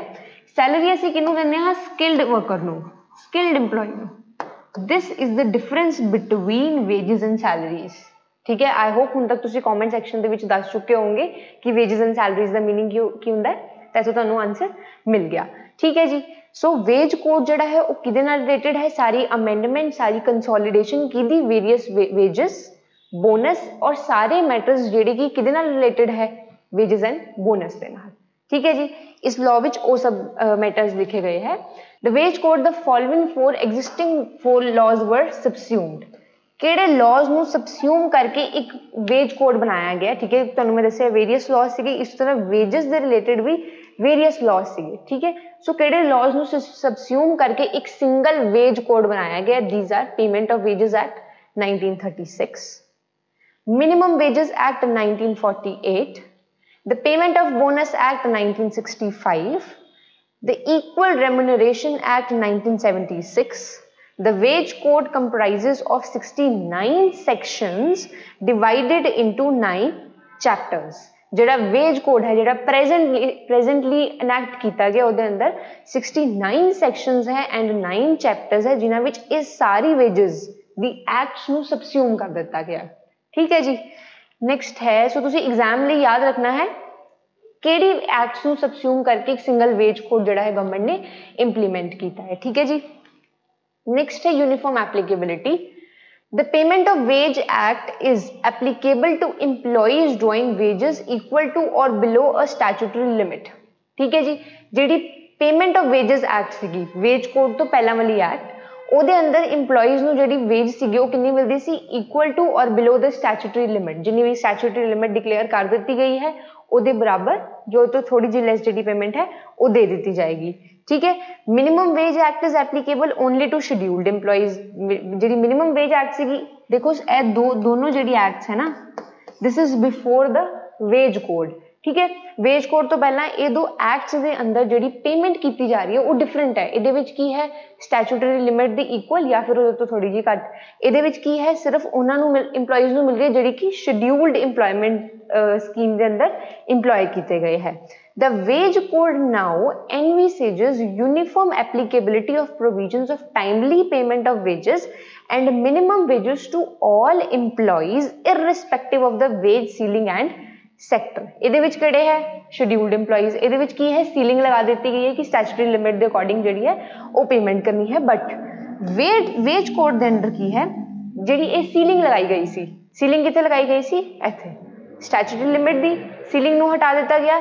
दूसरा कि जो सैक्टर है इररिस्पैक्टिव ऑफ द सैक्टर जोड़ा है इंप्लॉई ਨੂੰ पेमेंट ऑफ वेज जी है वो मिलेगी मिलेगी। ठीक है जी। इन्होंने दोनों सीलिंग्स ਨੂੰ हटा के वेज कोड के अंदर जी यूनिफॉर्मिटी आई है। ठीक है जी। Uniform definition of wages. The definition of wages slightly varied across payment of wage act, minimum wage act, payment of bonus act and this resulted in numerous litigations. ठीक है जी, क्योंकि veg की डेफिनेशन है वो वेरी कर रही थी सारी एक्ट्स दे विच, इसे करके वेरियस लिटिगेशंस जिहड़ियां हैं वो चल रही सी कोर्ट्स दे विच या अदर इंस्टीट्यूशंस दे विच। देयरफॉर वेज कोड जिहड़ा है it seeks to provide a single uniform definition of wages for the purpose of computation and जिहड़ी पेमेंट भी होएगी इंप्लॉइज नूं वो ईजी रहेगी। हुण क्योंकि वेजेस जी स्टैंडर्ड है, सो कंप्यूशन मतलब वेजेस की कैलकुलेशन करनी कि कंप्यूट करना कि कितनी वेजेस पे करनी है वो भी की रहेगा? स्टैंडर्डाइज्ड रहेगा। ठीक है जी। वेयर एज जो वेज कोड तो पहले वाले प्रोविजनस एंड एक्ट सीगे उन्होंने अंदर जी वेजेस सी, वेजेस जी डेफिनेशन सी, वेजेस जो कंप्यूशन का प्रोसैस सीगा वो डिफर करता सी इन डिफरेंट एक्ट्स। ठीक है जी। नेक्स्ट है as per the wage code the term wage means very important. Exam point of view लिए तुसी वेजेस की जी डेफिनेशन है वेज कोड के अंदर याद रखनी है। ठीक है, हो सकता है तुहानूं MCQs दे विच पुछ लिया जाए कि वेजेस के अंदर जो इंप्लॉयर है रहन सहन की फैसिलिटी दे रहा है, हाउसिंग की फैसिलिटी दे रहा है, कि वो वेजेस के अंदर आते हैं। इसी तरह लाइकवाइज अदर थिंग्स भी तुहानूं MCQs दे विच दित्तियां जा सकदियां। ठीक है, तो तुसी वेजेस की जी मीनिंग है वो देखना है। It means all the remuneration whether by the way of salaries, ਇਹਦੇ ਵਿੱਚ ਕੀ ਇਨਕਲੂਡ ਹੁੰਦਾ ਹੈ? Salaries, allowances or otherwise expressed in terms of money and includes Ki include ਕਰਦਾ ਹੈ? basic pay, dearness allowances ਜਿਹਨੂੰ ਅਸੀਂ DA ਵੀ ਕਹਿੰਦੇ ਆ, and retaining allowances if any। ठीक है जी। सो वेजेस ਦੇ ਵਿੱਚ ਕੀ include ਹੋ ਰਿਹਾ ਹੈ? basic pay, DA include ਹੋ ਰਿਹਾ ਜਿਹਨੂੰ ਅਸੀਂ dearness allowances ਕਹਿੰਦੇ ਹਾਂ, and retaining allowances if any। ठीक है जी। this is the definition of wage code। exemption that are not included in wages, important again। first है the value of house accommodation। अगर employer ने employee ਨੂੰ कोई house accommodation ਦਿੱਤੀ ਹੈ, ਰਹਿਣ ਸਹਿਣ ਦੀ facility ਦਿੱਤੀ ਹੈ, housing ਦੀ facility ਦਿੱਤੀ ਹੈ, that will not be included in definition of wages। make this very clear। ਉਹ ਚੀਜ਼ wages ਦੇ definition ਦੇ ਵਿੱਚ ਨਹੀਂ ਆਏਗੀ। ਠੀਕ ਹੈ। ਹੋ ਸਕਦਾ ਤੁਹਾਨੂੰ MCQ ਵਿੱਚ ਪੁੱਛਿਆ ਜਾਵੇ ਕਿ wages ਦੇ ਵਿੱਚ ਕੀ included ਹੁੰਦਾ ਹੈ। again I have repeated supply of electricity, water, house rent allowances, bonus payable under any law। this point is important। अगर किसी भी लॉ के अंडर जिहड़ा इंप्लॉयर है उन्हें इंप्लॉय ਨੂੰ कोई बोनस पे करना है तो वो वाला बोनस जिहड़ा है वो वेजेस का पार्ट नहीं है। एक अदर देन वेजेस जिहड़ा है बोनस की पेमेंट की जाएगी। ठीक है जी। सो ये लिस्ट ऑफ थिंग्स है जिहड़ी वेजेस दे विच इंक्लूड नहीं होएगी। ठीक है। नेक्स्ट है कंट्रीब्यूशन टू पेंशन और प्रोविडेंट फंड। हुण जिहड़ा प्रोविडेंट फंड दे विच कंट्रीब्यूशन कर रहा है इंप्लॉयर, प्रोविडेंट फंड जिहड़ा है असीं अगे जाके पढ़ांगे EPF दे विच। ठीक है। अगर ਉਹਦੇ ਵਿੱਚ कोई कंट्रीब्यूशन कर रहा है इंप्लॉयर तो वो भी वेजेस का पार्ट नहीं है। अदर दैन वेजेस इसनूं इंप्लॉयर जिहड़ा है वो कंट्रीब्यूट करता है। Remuneration payable under any award और ऑर्डर ऑफ कोर्ट, ट्रिब्यूनल और settlement between the parties. Settlement मतलब कोर्ट दे विच कोई केस चलिया। ठीक है जी। सो केस जो सॉल्व हो गया तो पता लगा कि इंप्लॉयर ने इंप्लॉई नूं कुछ सर्टन अमाउंट देनी है। अवार्ड का मतलब इत्थे आईफ अवार्ड नहीं है। ठीक है जी। अवार्ड का मीनिंग है इत्थे कि जिहड़ी पेमेंट करनी है फॉर एग्जाम्पल। ठीक है। अगर इंप्लॉयर उस अवार्ड के तहत पेमेंट कर रहा है अपने इंप्लॉई नूं, ठीक है जी, अगर उसने कोई केस जितया या हारिया है, ठीक है जी, तो वो अमाउंट जिहड़ी है that will not be a part of wages. Other than wages उसनूं इंक्लूड किया जाएगा। Overtime allowances, gratuity payable, retrenchment compensation. अगर इंप्लॉई ओवरटाइम लगा रहा है, ग्रैचुटी पे कर रहा है इंप्लॉयर उन्होंने, ठीक है, तो वो सब भी अदर दैन वेजेस इंक्लूड होएगा। It is not a part of wages. मैं बार बार रिपीट इसलिए कर रही हूँ ताकि तुहाडे माइंड विच बैठ जाए वेरियस एग्जाम्पल्स जो तुहानूं याद रह जाए। ठीक है जी। सो ये नोट्स जिहड़े आ तुहानूं साडे टैलीग्राम चैनल के उत्ते मिल जाएंगे, लॉन्चपैड एजुकेशन पंजाब के उत्ते। मोरओवर अगर तुसीं पिछली वीडियो जिहड़ी है साडी टैक्सेशन की वीडियो वो भी असीं 2 पार्ट्स दे विच कवर की है, जिहदे विच कंप्लीट टैक्सेशन का जिहड़ा टॉपिक है वो कॉम्प्रीहेंसिवली कवर किया गया है, तो उसमें जाके तुसी देख लो। ठीक है जी। मिस नहीं करना। नेक्स्ट है फ्लोर वेज, एनदर टर्म। देखो वेज कोड ही चल रहा है हले। वेज कोड के टॉपिक के अंडर असी वेरियस जिहड़ी है डेफिनेशन वाइज कवर कर रहे हैं। ठीक है जी। नेक्स्ट टर्म आती है फ्लोर वेज। पहले असी वेज कवर कर लिया, नेक्स्ट टर्म है floor wage. According to the code the central government will fix a floor wage taking into account living standards of the workers. Workers के जिहड़े living standards है उहदे according जिहड़ा साडी सेंट्रल गवर्नमेंट है वो सर्टन फ्लोर वेजेस जिहड़ी fix कर देगी। किवें फिक्स करेगी? वो देखेगी कि लिविंग स्टैंडर्ड्स किहड़ा है, बेसिक पे कितनी रिक्वायर्ड है एक इंप्लॉई नूं पर्टिकुलर स्टैंडर्ड देने लई। ठीक है जी। तो वो डिसाइड कर लेगी उसके according floor wage. Further it may set different floor wages for different geographical areas. Different geographical areas लई जिहड़ी फ्लोर वेज है वो डिफरेंट हो सकती है। फॉर एग्जाम्पल जिहड़ी साडी नॉर्थ ईस्टर्न स्टेट्स है, ठीक है, उन्होंने गवर्नमेंट जो है कुछ बेनीफिट देती है डिपेंडिंग कि उन्होंने हिस्टोरिकल बैकग्राउंड जिवें दी भी रही है। ठीक है जी। सो ये जी फ्लोर वेज है गवर्नमेंट इनू डिफरेंट जोग्राफिकल एरिया के अकॉर्डिंग डिफर कर सकती है। ठीक है जी। Before fixing the floor wage the central government may obtain the advice of central advisory board and वो स्टेट गवर्नमेंट को भी कंसल्ट कर सकती है। ठीक है। बिफोर गवर्नमेंट सेंट्रल गवर्नमेंट ने वेज डिक्लेयर की वो सेंट्रल एडवाइजरी बोर्ड को जाएगी, स्टेट गवर्नमेंट्स को एडवाइस लेगी कि जी मिनिमम फ्लोर वेज है उन्होंने मैं किवें सैटअप करा। ठीक है जी। The minimum wages will be revised and reviewed by the central government or state government at an interval of not more than 5 years. Very important. Before every 5 years, government जिहड़ी है वो floor wage नूं revise करती है। ठीक है जी। While fixing minimum wages, the central or the state government may take into account various factors. ਜਦੋਂ government minimum wages fix ਕਰਦੀ ਹੈ ਤਾਂ ਕਿਹੜੇ-ਕਿਹੜੇ ਫੈਕਟਰਸ ਨੂੰ ਧਿਆਨ 'ਚ ਰੱਖੇਗੀ? Skill of workers, difficulty of work, काम कितना ज्यादा डिफिकल्ट है, ठीक है जी। सो ये दो जड़ियां हैं, ठीक है जी, डिफिकल्टी ऑफ वर्कर्स। सो ये दो जड़े प्रोविजनस है गवर्नमेंट इन्हों देखेगी ते इस दे अकॉर्डिंग जड़ी फ्लोर वेज है उन्होंने सैट करेगी। This was about the floor wage. Next है वेज कोड दे under overtime. The central state government may fix number of hours, government central या स्टेट गवर्नमेंट की करेगी, नंबर ऑफ आवर्स फिक्स कर देगी जो जी नॉर्मली एक इंप्लॉय जिन्हें आवर्स वर्क कर रहा है, ठीक है, उस स्किल्ड और अनस्किल्ड, ठीक है जी, या वेजेस लै रहा है इंप्लॉयर तो उन्होंने एक नॉर्मल डे डिक्लेयर कर देगी कि ये नॉर्मल वर्किंग आवर्स है, फॉर एग्जाम्पल 9 आवर्स, ठीक है जी।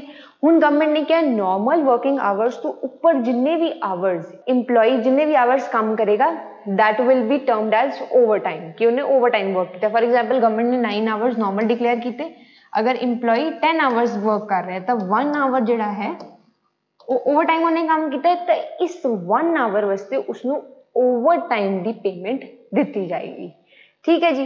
Constitute normal working day in case the employees work in excess of normal working day they will be entitled to overtime wage. तो overtime wage कितनी होएगी? At least twice the normal rate of wage, very important, twice the normal rate of veg.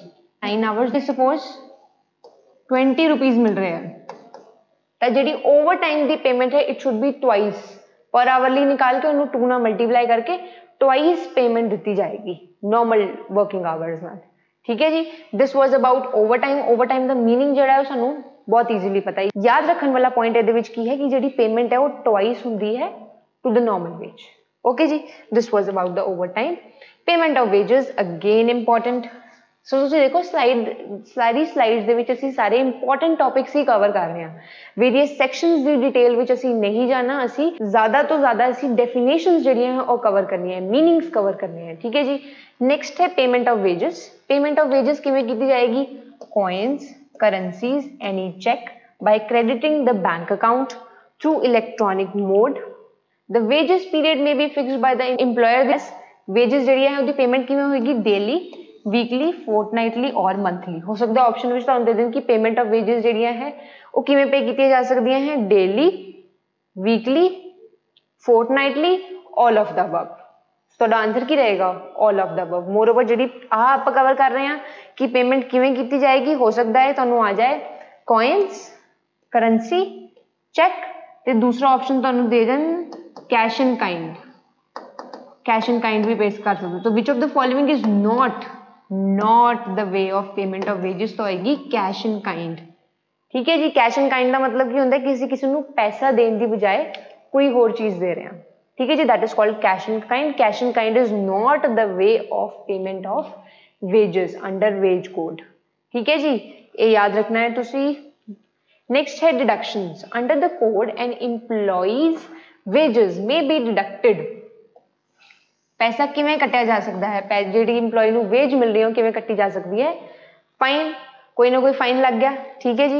Absence from duty, duty तो छुट्टी की थी उहदे पैसे कट्टे जाएंगे। Accommodation given by the employer और recovery of advances given by the employer among others. कोई एडवांस दिता है इंप्लॉयर ने अपने इंप्लॉय नूं, ठीक है जी, उन्हें पैसे वापस लेने हैं तो रेगुलरली उहदी वेज दे विचों पैसे नूं कटदा जाएगा, ठीक है। These deduction should not exceed 50% of the employees total wages, ठीक है जी। यदि अमाउंट कितनी है इंप्लॉय दी वेज दा 50% तो ज्यादा ये डिडक्शन नहीं होनी चाहिए। समझ आ गया जी। ये है डिडक्शंस किहड़ियां होणगियां। नेक्स्ट है payment of bonus. Section 26 of the code deals with payment of bonus. Important है, एग्जाम विच पूछा जा सकता है कि पेमेंट ऑफ बोनस लई केड़ा सेक्शन जिहड़ा है वो पेमेंट ऑफ बोनस नाल डील करता है? That is section 26। All employees whose wages do not exceed a specific monthly amount will be entitled to bonus, annual bonus. ऐसे employees जिन्हां दी wages do not exceed a specific monthly limit, monthly amount है, monthly limit है, उस तो ज़्यादा payment अगर नहीं मिल रही तो उस उन्हां नूं की मिलेगा? annual bonus. The minimum bonus prescribed under the code is important again. Minimum bonus कितना है? 8.33%, बोनस किदा सैलरी दा जिन्नी भी या फिर जिन्नी भी वे जो एक्वायर कर रहा है एंड मैक्सिमम बोनस पेएबल कितना होएगा 20%। सो लिमिट कितनी है 8.33 to 20%। This is the limit of payment of bonus. ठीक है जी। Earlier the applicability is limited to employees drawing wages not exceeding 21,000। Earlier ਜਿਹੜੀ bonus ਉਹਨਾਂ employees ਨੂੰ ਮਿਲੇਗਾ ਜਿਨ੍ਹਾਂ ਨੂੰ income ਜਿਨ੍ਹਾਂ ਨੂੰ total wage ਕਿੰਨੀ ਆ ਰਹੀ ਹੈ that is not more than 21,000 per month। Now under the wage code the appropriate government is empowered to fix the wage threshold to determine the applicability। ਹੁਣ ਕੀ ਹੈ कि जी बोनस की पेमेंट होएगी हुण एप्रोप्रिएट गवर्नमेंट डिसाइड करेगी कि up to किन्नी wage draw करने वाले लोगों को बोनस मिलेगा इन किन्नियां नू नहीं मिलेगा। ठीक है जी। The wage code list out disqualification from receiving bonus in line with payment of bonus act. Like अगर किसी ने फ्रॉड किया है, थेफ्ट किया है, वायलेंट बिहेवियर है या राइटियस है तो उन्होंने की मिलेगा बोनस नहीं मिलेगा। ठीक है जी। In case the employee is removed, dismissed, retrench, resigns और become unemployed due to closure of establishment. ठीक है जी। The wages are required to be paid within 2 working days. अगर एम्प्लॉय जड़ा है रिमूव करता उन्होंने डिसमिस करता, ऑर्गेनाइजेशन बंद हो गई, कंपनी बंद हो गई तो जी वेज की पेमेंट है that should be done with in 2 working days. ठीक है जी। The distinction between employee and worker important again। employee and worker ਦੇ ਵਿੱਚ difference ਕੀ ਹੈ wage code ਦੇ under? It provides separate definition for employee and worker। employee and worker the separate definition provide ਕਰਦਾ ਹੈ ਸਾਨੂੰ wage code।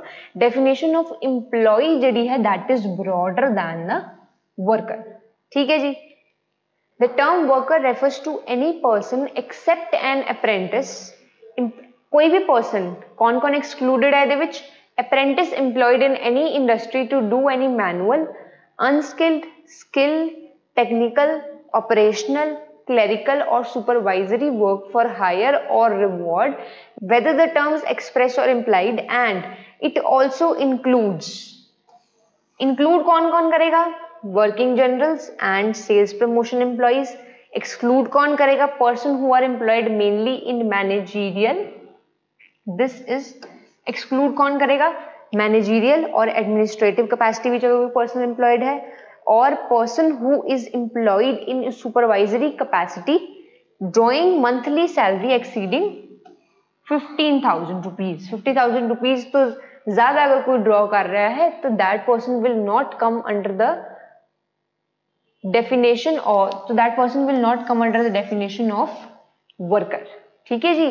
केड़े person excluded है and केड़े पर्सन इंक्लूडेड है। ठीक है जी। मेनली तुसीं इहदे विच की याद रखना है, ये अमाउंट याद रखनी है 15,000 तो ज़्यादा अमाउंट जेडे डिराइव कर रहे हैं एक एंटिटी तो those person will be excluded from the term of workers. Next है an employee. Employee the meaning की है any person employed other than apprentice on wages by establishment to do any skilled, semi-skilled or unskilled manual operation, supervisory, managerial, administrative, technical or clerical work for hire or reward, whether the terms of employment be express or implied। ठीक है जी। इन्हां तो exclude करके बाकी सारे persons जिहड़े हैं that will be termed as employee। ठीक है जी। नेक्स्ट है inspector cum facilitator. The erstwhile enactments had the concept of inspectors to carry out inspections and examination to ensure compliance of the enactment। earlier किसी का केवल inspector सीगे, ऐसे inspectors जेडे की चेक कर रहे हैं कि कंप्लायंस जेडी हो रही है या नहीं हो रही। ठीक है जी। इंस्पेक्टर से काम करते सीगे कि लॉज जेडे है वो जेडे इनैक्ट किए गए हैं उन्होंने फॉलो किया जा रहा है या नहीं किया जा रहा है। लेकिन now under wage code the inspector regime हुण इंस्पेक्टर नहीं है। अर्लियर किसी इंस्पेक्टर का काम की हुंदा है इंस्पेक्शन का, हुण इंस्पेक्टर नहीं है। नेक्स्ट हुण की इंस्पेक्टर नूं किहदे नाल रिप्लेस कर दिता गया है? Inspector cum facilitator. Inspector come facilitator who shall be the facilitator towards compliance and not just inspecting authority। earlier किसी इंस्पेक्टर आंदा सी इंस्पेक्शन करके चला जाता सी, हुण इंस्पेक्टर कम फैसिलिटेटर का काम किया है वो कंप्लायंस भी करेगा ठीक है जी। कंप्लाइंस कराने च हेल्प भी करेगा एज वेल एज इंस्पैक्शन भी करेगा। इन केस अगर कंप्लाइंस नहीं कर रही कोई ऑर्गेनाइजेशन वेज कोड दे नाल तो सफिशिएंट टाइम देगा कि तुसी कंप्लाई कर लो मीनस फॉलो कर लो इन्हां लॉज नू जो भी ये वेज कोड्स दे अंदर सैटअप कीते गए हैं। ठीक है जी। The inspector cum facilitator is required to provide the employer an opportunity to rectify the non compliance. Means अगर तुसी वेज कोड दे किसी भी लॉ नू फॉलो नहीं कर रहे तो तुहानू रेक्टिफाई मतलब उन्होंने ठीक करने का प्रॉपर टाइम दिता जाएगा with in a specific time before initiating any prosecution proceedings. ठीक है जी। बिफोर तुहाडे उत्ते कोई प्रोसिक्यूशन प्रोसीडिंग्स लगाई जान तुहाडे उत्ते कोई फाइन चार्ज किया जाए तो सफिशिएंट टाइम दिता जाएगा कि तुसी कंप्लाई कर लो। नैक्सट है कुछ MCQs। इन्हां MCQs ਦੇ ਤੁਸੀਂ ਆਨਸਰਸ ਜਿਹੜੇ ਹੈ ਉਹ ਕਮੈਂਟ ਸੈਕਸ਼ਨ ਦੇ ਵਿੱਚ ਮੈਂਸ਼ਨ ਕਰਨੇ ਆ। ਠੀਕ ਹੈ ਜੀ। ਇਹਨਾਂ ਦੇ ਆਨਸਰਸ ਸਾਡੇ ਵੱਲੋਂ ਵੀ ਤੁਹਾਨੂੰ ਪਿਨ ਕਰ ਦਿੱਤੇ ਜਾਣਗੇ ਕਮੈਂਟ ਸੈਕਸ਼ਨਸ ਦੇ ਵਿੱਚ। ਤੁਸੀਂ ਟਰਾਈ ਕਰੋ ਕਿ ਤੁਸੀਂ ਇਹਨਾਂ ਕੁਐਸਚਨਸ ਦੇ ਆਨਸਰ ਦੇ ਸਕੋ। ਫਰਸਟ ਕੁਐਸਚਨ ਹੈ what are the modes of payment of wages. Wage code ਦੇ ਅੰਦਰ ਮੋਡਸ ਆਫ ਪੇਮੈਂਟ ਤੁਹਾਨੂੰ ਮੈਂ ਦੱਸਿਆ coins currencies check by crediting wages in bank account by electronic mode। ठीक है जी। सो ਤੁਸੀਂ वीडियो ਨੂੰ 1-2 सेकंड ਲਈ स्टॉप करके ਇਹਦਾ आंसर ਜਿਹੜਾ ਹੈ ਉਹ ਮਾਰਕ ਕਰ ਲਓ एंड देन चेक करो पिन ਕੀਤੇ ਹੋਏ कमेंट ਵਿੱਚੋਂ ਕੀ ਤੁਹਾਡੇ आंसर सही है। ठीक है जी। नेक्स्ट है wages code subsume the 4 previous acts. ਉਹ एक्ट्स ਇਹਨਾਂ ਵਿੱਚੋਂ ਕਿਹੜੀ एक्ट है। ठीक है जी। This is the next question. Next question है under the definition of new wage code wages दी डेफिनेशन विच की इंक्लूडेड है basic pay DA retaining allowances and HRA contribution to pension और प्रोविडेंट फंड। ठीक है जी। आंसर करो। फोर्थ क्वेश्चन है which of the following statement is not true about floor wages. Floor wages जड़ियां हैं ऑलरेडी तुहानू मैं पढ़ा दी है उन्होंने रिकॉल करने की कोशिश करो एंड इस क्वेश्चन का जिहड़ा आंसर है कमेंट सेक्शन विच सानू दसो। नेक्स्ट है the code on social security. First code आप वेज कोड कंप्लीट कर चुके हैं। नेक्स्ट साडा कोड है कोड ऑन सोशल सिक्योरिटी 2020। ठीक है जी। Basic features of social security code 2020। Social security code जिहड़ा it is applicable to every establishment subject to minimum threshold of employees therein. Minimum number of employees के according जिहड़ा है किन्ने minimum number of employees होंगे 10-20 वो depend करेगा। ठीक है। सो उन्हां एंटिटीज के उत्ते सोशल सिक्योरिटी कोड जिहड़ा एप्लीकेबल होएगा। Every establishment to which social security code applies shall be required to be registered within such time and in such manner जिमें भी सेंट्रल गवर्नमेंट प्रिस्क्राइब करेगी। अगर तुसी इस कोड के अंदर अपने रजिस्टर कराना चाहते हो तो तुहानू टाइमली रजिस्ट्रेशन जिहड़ी है वो करानी पएगी ते वो जिहड़े कोड के प्रोविजनस एंड रूल्स होंगे that would be applicable to your organisation और your entity. Social security code mandates the central government and the state government जिहड़े है उन्होंने की फॉर्म करना है सोशल सिक्योरिटी स्कीम बनानी है। सोशल सिक्योरिटी स्कीम का मतलब की है स्कीम बनानी ताकि जिहड़ी साडी इकोनॉमी है उन्होंने कुछ सोशल सैक्टर्स नूं असीं प्रोटैक्शन प्रोवाइड कर सकीए। वेरीअस सैक्टर्स इस एक्ट के अंडर कोड के अंडर कवर होंगे। फर्स्ट है home based workers. Home based workers किहड़े है प्रोवाइड सर्विसेज उन्हां वर्कर्स नूं that are working from their home और any premises other than work place of their employers. Employers दे वर्क प्लेस नूं छड्ड के चाहे वो अपने घरे काम कर रहे हैं या एनी अदर प्रेमिसेस। ठीक है जी। वो आएंगे होम बेस्ड वर्कर्स के अंडर। इन्हां वास्ते लॉज या इनैक्टमेंट्स लेके आनिया। ठीक है।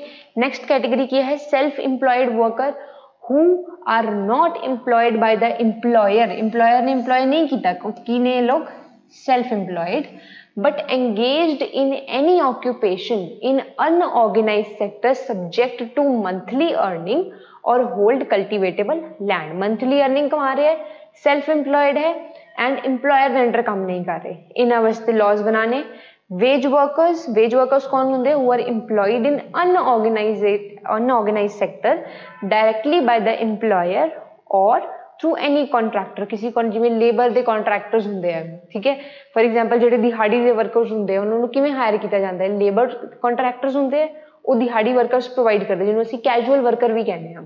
ठीक है जी। वो सब किहड़े आएंगे वेज वर्कर्स की कैटेगरी के अंदर एंड इंक्लूड टैंपरेरी और कैजुअल वर्कर्स माइग्रेंट वर्कर्स और workers employed by the household including domestic workers. Even domestic workers जिहड़े है वो किहदे विच आएंगे veg workers they which.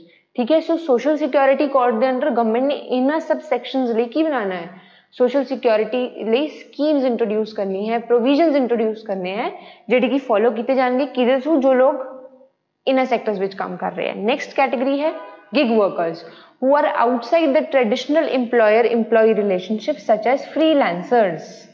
Gig workers जी टर्म है वो रिसेंटली ही आई है। गिग वर्कर्स का मतलब की है ऐसे वर्कर्स, ऐसे काम करने वाले लोग जो ट्रेडिशनल इंप्लॉई ते इंप्लॉयर दे रिलेशनशिप च नहीं होंगे। What they are freelancers. ठीक है, ये सेल्फ इंप्लॉयड भी नहीं है, ठीक है जी, ये किसी इंप्लॉयर के अंडर भी काम नहीं कर रहे, ये उस ट्रेडिशनल रिलेशनशिप तो बाद फ्रीलांसर्स होंगे हैं, इन्होंने उसी गिग वर्कर्स कहने हैं। ठीक है। प्लेटफॉर्म वर्कर्स नेक्स्ट कैटेगरी है। Platform workers who access other organizations और individuals using online। ठीक है, ऑनलाइन प्लेटफॉर्म के थ्रू ये लोग वर्क करते हैं। नेक्स्ट है employee provident fund EPF। EPF ਜਿਹੜਾ है वो किदे अंडर आ रहा है, एम्प्लॉई प्रोविडेंट फंड इन्हां सोशल सिक्योरिटी स्कीम्स के अंडर ही आ रहा है। ठीक है। सो स्कीम्स केड़ियां हैं, पहला है एम्प्लॉई प्रोविडेंट फंड एप्लीकेबल किते है, provisions related to EPF are applicable to every establishment in which 20 or more employees are employed। 20 या फिर 20 plus, this is very important कि EPF जेड़ा है ਉਹਦੇ ਵਿੱਚ नंबर ऑफ वर्कर्स जेड़े है ऑर्गेनाइजेशन विच किन्ने रिक्वायर्ड है, इट इज 20 और 20 plus. Contribution to provident fund employer जेड़ा प्रोविडेंट फंड है बेसिकली की होंदा है इंप्लॉई लिए होंदा है। ठीक है जी, हर मंथ कुछ पार्ट ऑफ सैलरी जेड़ा है उस परसन की सैलरी विचों कट के EPF के अकाउंट में जाता है। ठीक है जी, उन्होंने कहते हैं इंप्लॉय प्रोविडेंट फंड। लेकिन इस फंड के विच सिर्फ सैलरी का ही कुछ पार्ट नहीं करता, कौन करता है, इंप्लॉयर जेड़ा है, जेड़ा कि इंप्लॉयमेंट दे रहा है वो भी सर्टन परसेंटेज जेड़ी है अपने वालों EPF दे विच कंट्रीब्यूट करता है। उन्होंने कंट्रीब्यूशन कितनी है, फर्स्ट है इंप्लॉयर की कंट्रीब्यूशन। इंप्लॉयर ने कितना कंट्रीब्यूट करना है, 10% ऑफ द वेजेस जिन्नी भी वो इंप्लॉय नू पे करेगा प्रोविडेंट फंड दे विच कंट्रीब्यूट करेगा। ठीक है, इंप्लॉय कितना करेगा, जिन्ना इंप्लॉयर कर रहा है उन्नी करेगा। ठीक है, liable to contribute equal to contribution payable by the employer that is कितनी 10% of the wages in respect to each employee in the provident fund. ठीक है जी, इंप्लॉय जेड़ा है he can contribute more than 10% also. वैसे तो 10% ही करना है, लेकिन इंप्लॉय की अगर श्रद्धा है कि वो ज्यादा करना चाहता है तो ही can contribute more than 10% also. लेकिन अगर उन्हें 10% कंट्रीब्यूट किया है, आपा की पता है जिन्ना इंप्लॉय करेगा उन्ना ही इंप्लॉयर करेगा। तो अगर इंप्लॉय 10% तो ज्यादा कंट्रीब्यूशन करना चाहता है EPF they which, it does not mean कि इंप्लॉयर नू भी करना है।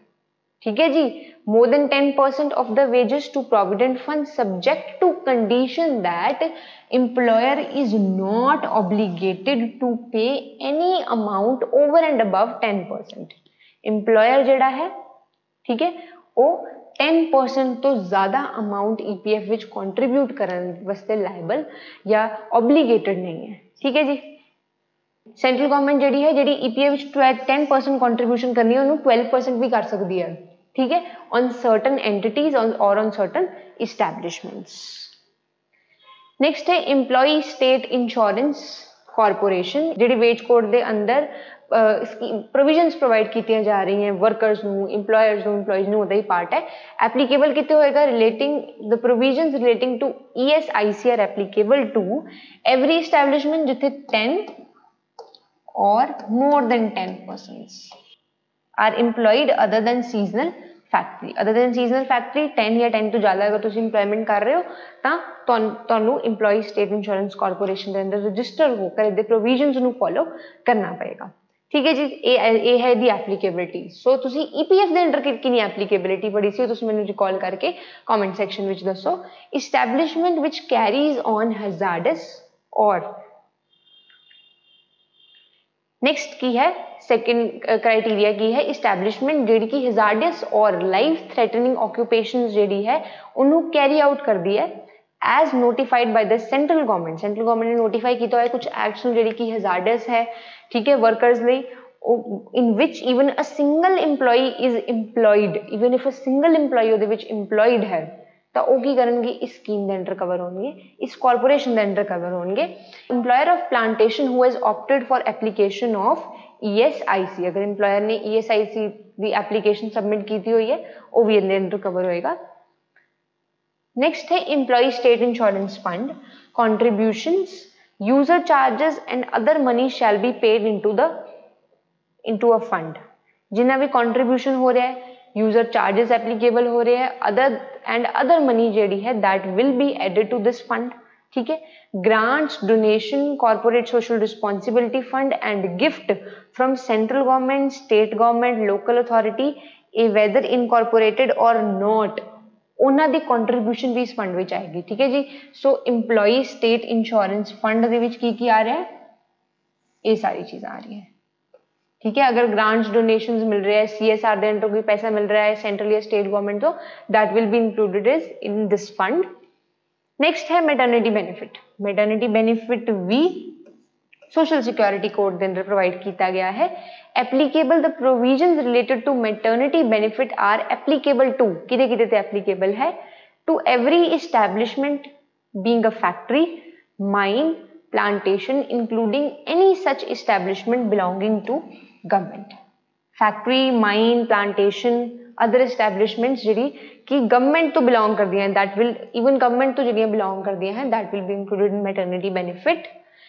टू एवरी शॉप और एस्टैब्लिशमेंट इन विच 10 और मोर एम्प्लॉयज आर एम्प्लॉयड और were employed on any day of the preceding 12 months and such other shops or establishments notified by appropriate government। ठीक है जी, सो ये एप्लीकेबिलिटी है कि maternity benefit के अंदर जिन्नी भी प्रोविजंस है, लॉज है, वो किना किना दे उत्ते एप्लीकेबल होंगे। ठीक है जी, नेक्स्ट है बेनिफिट्स, इंपॉर्टेंट। हुण मैटरनिटी बेनिफिट के अंदर बेनिफिट्स की मिलेंगे। फर्स्ट है women shall be entitled to maternity benefit for maximum 26 weeks, of which not more than 8 weeks shall precede the expected day of delivery। Maternity benefit pregnant womens है, pregnant women है जो जिन्होंने baby नू birth देना है, ठीक है जी, उन्होंने मैक्सिमम 26 वीक्स की जी मैटरनिटी लीव है वो प्रोवाइड की जाएगी। ठीक है, of which not more than 8 week shall proceed the expected day of delivery. Delivery तो बाद 8 वीक्स तो ज़्यादा टाइम नहीं दिता जाएगा मैटरनिटी बेनिफिट के अंदर। ठीक है जी, women shall be entitled to receive a medical bonus of ₹3500 और such amount as notified by the central government from the employer if no prenatal confinement और postnatal care is provided for by the employer free of charge. अगर employer कोई भी जी services है prenatal और postnatal या during the pregnancy अगर उन्होंने नहीं प्रोवाइड कर रहा तो विमेन नू जेड़ा है किन्ने पैसे मिलेंगे, ₹3500। ठीक है जी, this is the medical bonus. Maternity benefit time frame, maternity benefit the time frame की है the maximum period, again maximum period जिहदे वास्ते मैटरनिटी बेनिफिट मिलेगी किन्नी है 26 weeks of which not more than 8 weeks shall precede the expected date of her delivery। this is again repeated 26 weeks ਤੇ 8 weeks ਦਾ ਜਿਹੜਾ provision है maternity benefit ਦੇ ਅੰਦਰ ਉਹ ਤੁਸੀਂ याद रखना है। however the maximum period entitled to maternity benefit by the women having 2 or more surviving children shall be 12 weeks of which not more than 6 weeks shall precede the expected day of delivery। next change की है maximum period, केड़ी women नू, ऐसी women नू who are having 2 or more surviving children उन्हां वास्ते maternity leave किन्नी होएगी 12 weeks, जिहदे विचों not more than 6 weeks shall precede the date of expected delivery। ठीक है जी, ये तुसी माइनर डिफरेंस है 26 वीक्स तो 12 वीक्स दे विच, वो तुसी याद रखना है केड़े केसेस विच है। ड्रॉबैक्स की है women engaged in unorganised sector still remain outside the purview of maternity benefit. Maternity benefit के अंदर जिन्नी भी हॉलीडेज या वीक्स ऑफ मिल रहे हैं वो अनऑर्गेनाइज्ड सेक्टर जिहड़ा है वो स्टिल उस प्रोविजन तो बाहर है। ठीक है जी, ये ड्रॉबैक है, जबकि विमेन एवरीवेयर जिहड़ी विमेन है उन्होंने ये हॉलीडेज या वेरियस प्रोविजन दिते जाने चाहिए है। ठीक है, सो अनऑर्गेनाइज सेक्टर इस परव्यू तो बार है। नेक्स्ट है occupational safety health and working conditions code 2020, ठीक है जी। This is the next code जिहड़ा आपां पढ़ना है। Social security code is done, ठीक है जी। employee means a person employed or wages by an establishment to do any skilled, unskilled, manual, operational, supervisory, managerial, administrative, technical, clerical and other work ਜਿਹੜੇ ਹੈ ਉਹ employee ਦੀ category ਵਿੱਚ ਮੰਨੇ ਜਾਣਗੇ under which code, which bill? Occupational Safety Health and Working Condition Code 2020. This was the definition of employee. Wages की है, wages as per Occupational Safety and Health Code comprises all the remuneration, for example salaries, allowances or otherwise expressed in terms of money or capable of being expressed, which would be payable to the person in respect to his employment, whether express or employed. किहड़ी terms के अंदर जिहड़ी wages पे की जा सकती है? salaries, allowances and other things जिन्हों के असी in terms of salary express कर सकते हैं, ठीक है जी। This the definition of wages. हुण new occupational safety health bill दे अंडर जिहड़ी कॉन्ट्रैक्ट लेबर की डेफिनेशन है उन्होंने एक्सपैंड कर दिता गया, ठीक है, to specifically cover the interstate migrant workers. Interstate migrant workers है जिहड़ी एक स्टेट दूसरी स्टेट में जाके काम कर रहे हैं, उन्होंने कॉन्ट्रैक्ट लेबर के अंडर इंक्लूड कर दिता गया है। The definition of employees has been widened to include supervisory, managerial and administrative staff. Duties of employer, हुण इस कोड के अंदर एम्प्लॉय की ड्यूटीज की है? ऑक्यूपेशनल सेफ्टी, मीनिंग तो समझ आ रहा है कि ऑन द जॉब जो सेफ्टी दी जाएगी वो एम्प्लॉयर की ड्यूटी है। वो केड़ी है? Under the OSH code every employer is required to undertake following duties. केड़ियां हैं? Provide free annual health examination और टेस्ट जोड़ा कि फ्री ऑफ कॉस्ट मिलेगा to certain classes of employees. For example जो लोअर क्लास के एम्प्लॉइज है जो खुद अपने ट्रीटमेंट चैकअप कराने नहीं जा सकते, उन्होंने फ्री ऑफ कॉस्ट दिता जाएगा। Provide and maintain as far is reasonably practical a working environment. ऐसा एक वर्किंग इन्वायरमेंट क्रिएट करना that is safe and without risk of health of to the employees, ठीक है। ऐसा वर्किंग इन्वायरमेंट क्रिएट करना ताकि वर्कर्स जोड़े हैं विदाउट एनी रिस्क वर्क कर सकन, ठीक है। The new code makes provisions for constitution of safety committee in every factory employing 500 और मोर वर्कर्स। अगर किसी एंटिटी विच 500 और मोर वर्कर्स एम्प्लॉय किए गए हैं तो ये कोड की कहता है, ये प्रोविजंस की कहते हैं, it has to maintain a safety committee.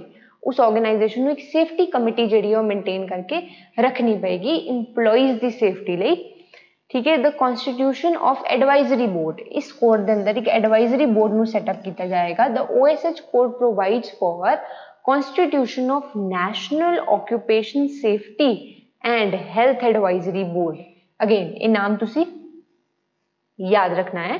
Bye the central government which shall be empowered to advise the central government on matters relating to, जो मैटर्स है हम असी अगली स्लाइड में कवर करांगे, ठीक है जी। किहड़े मैटर्स है? एक सेंट्रल एडवाइजरी बॉडी जी है सैटअप की जाएगी जी कि गवर्नमेंट नू सेंट्रल गवर्नमेंट नू रिकमेंडेशन देगी वेरियस मैटर्स रिलेटिंग टू किहड़े मैटर्स है? Standards, rules and regulations to be declared under OSH code. OSH code के अंदर स्टैंडर्ड्स, रूल्स एंड रेगुलेशंस किहड़े डिक्लेयर किए जाएंगे वो इहदा पार्ट रहेगा।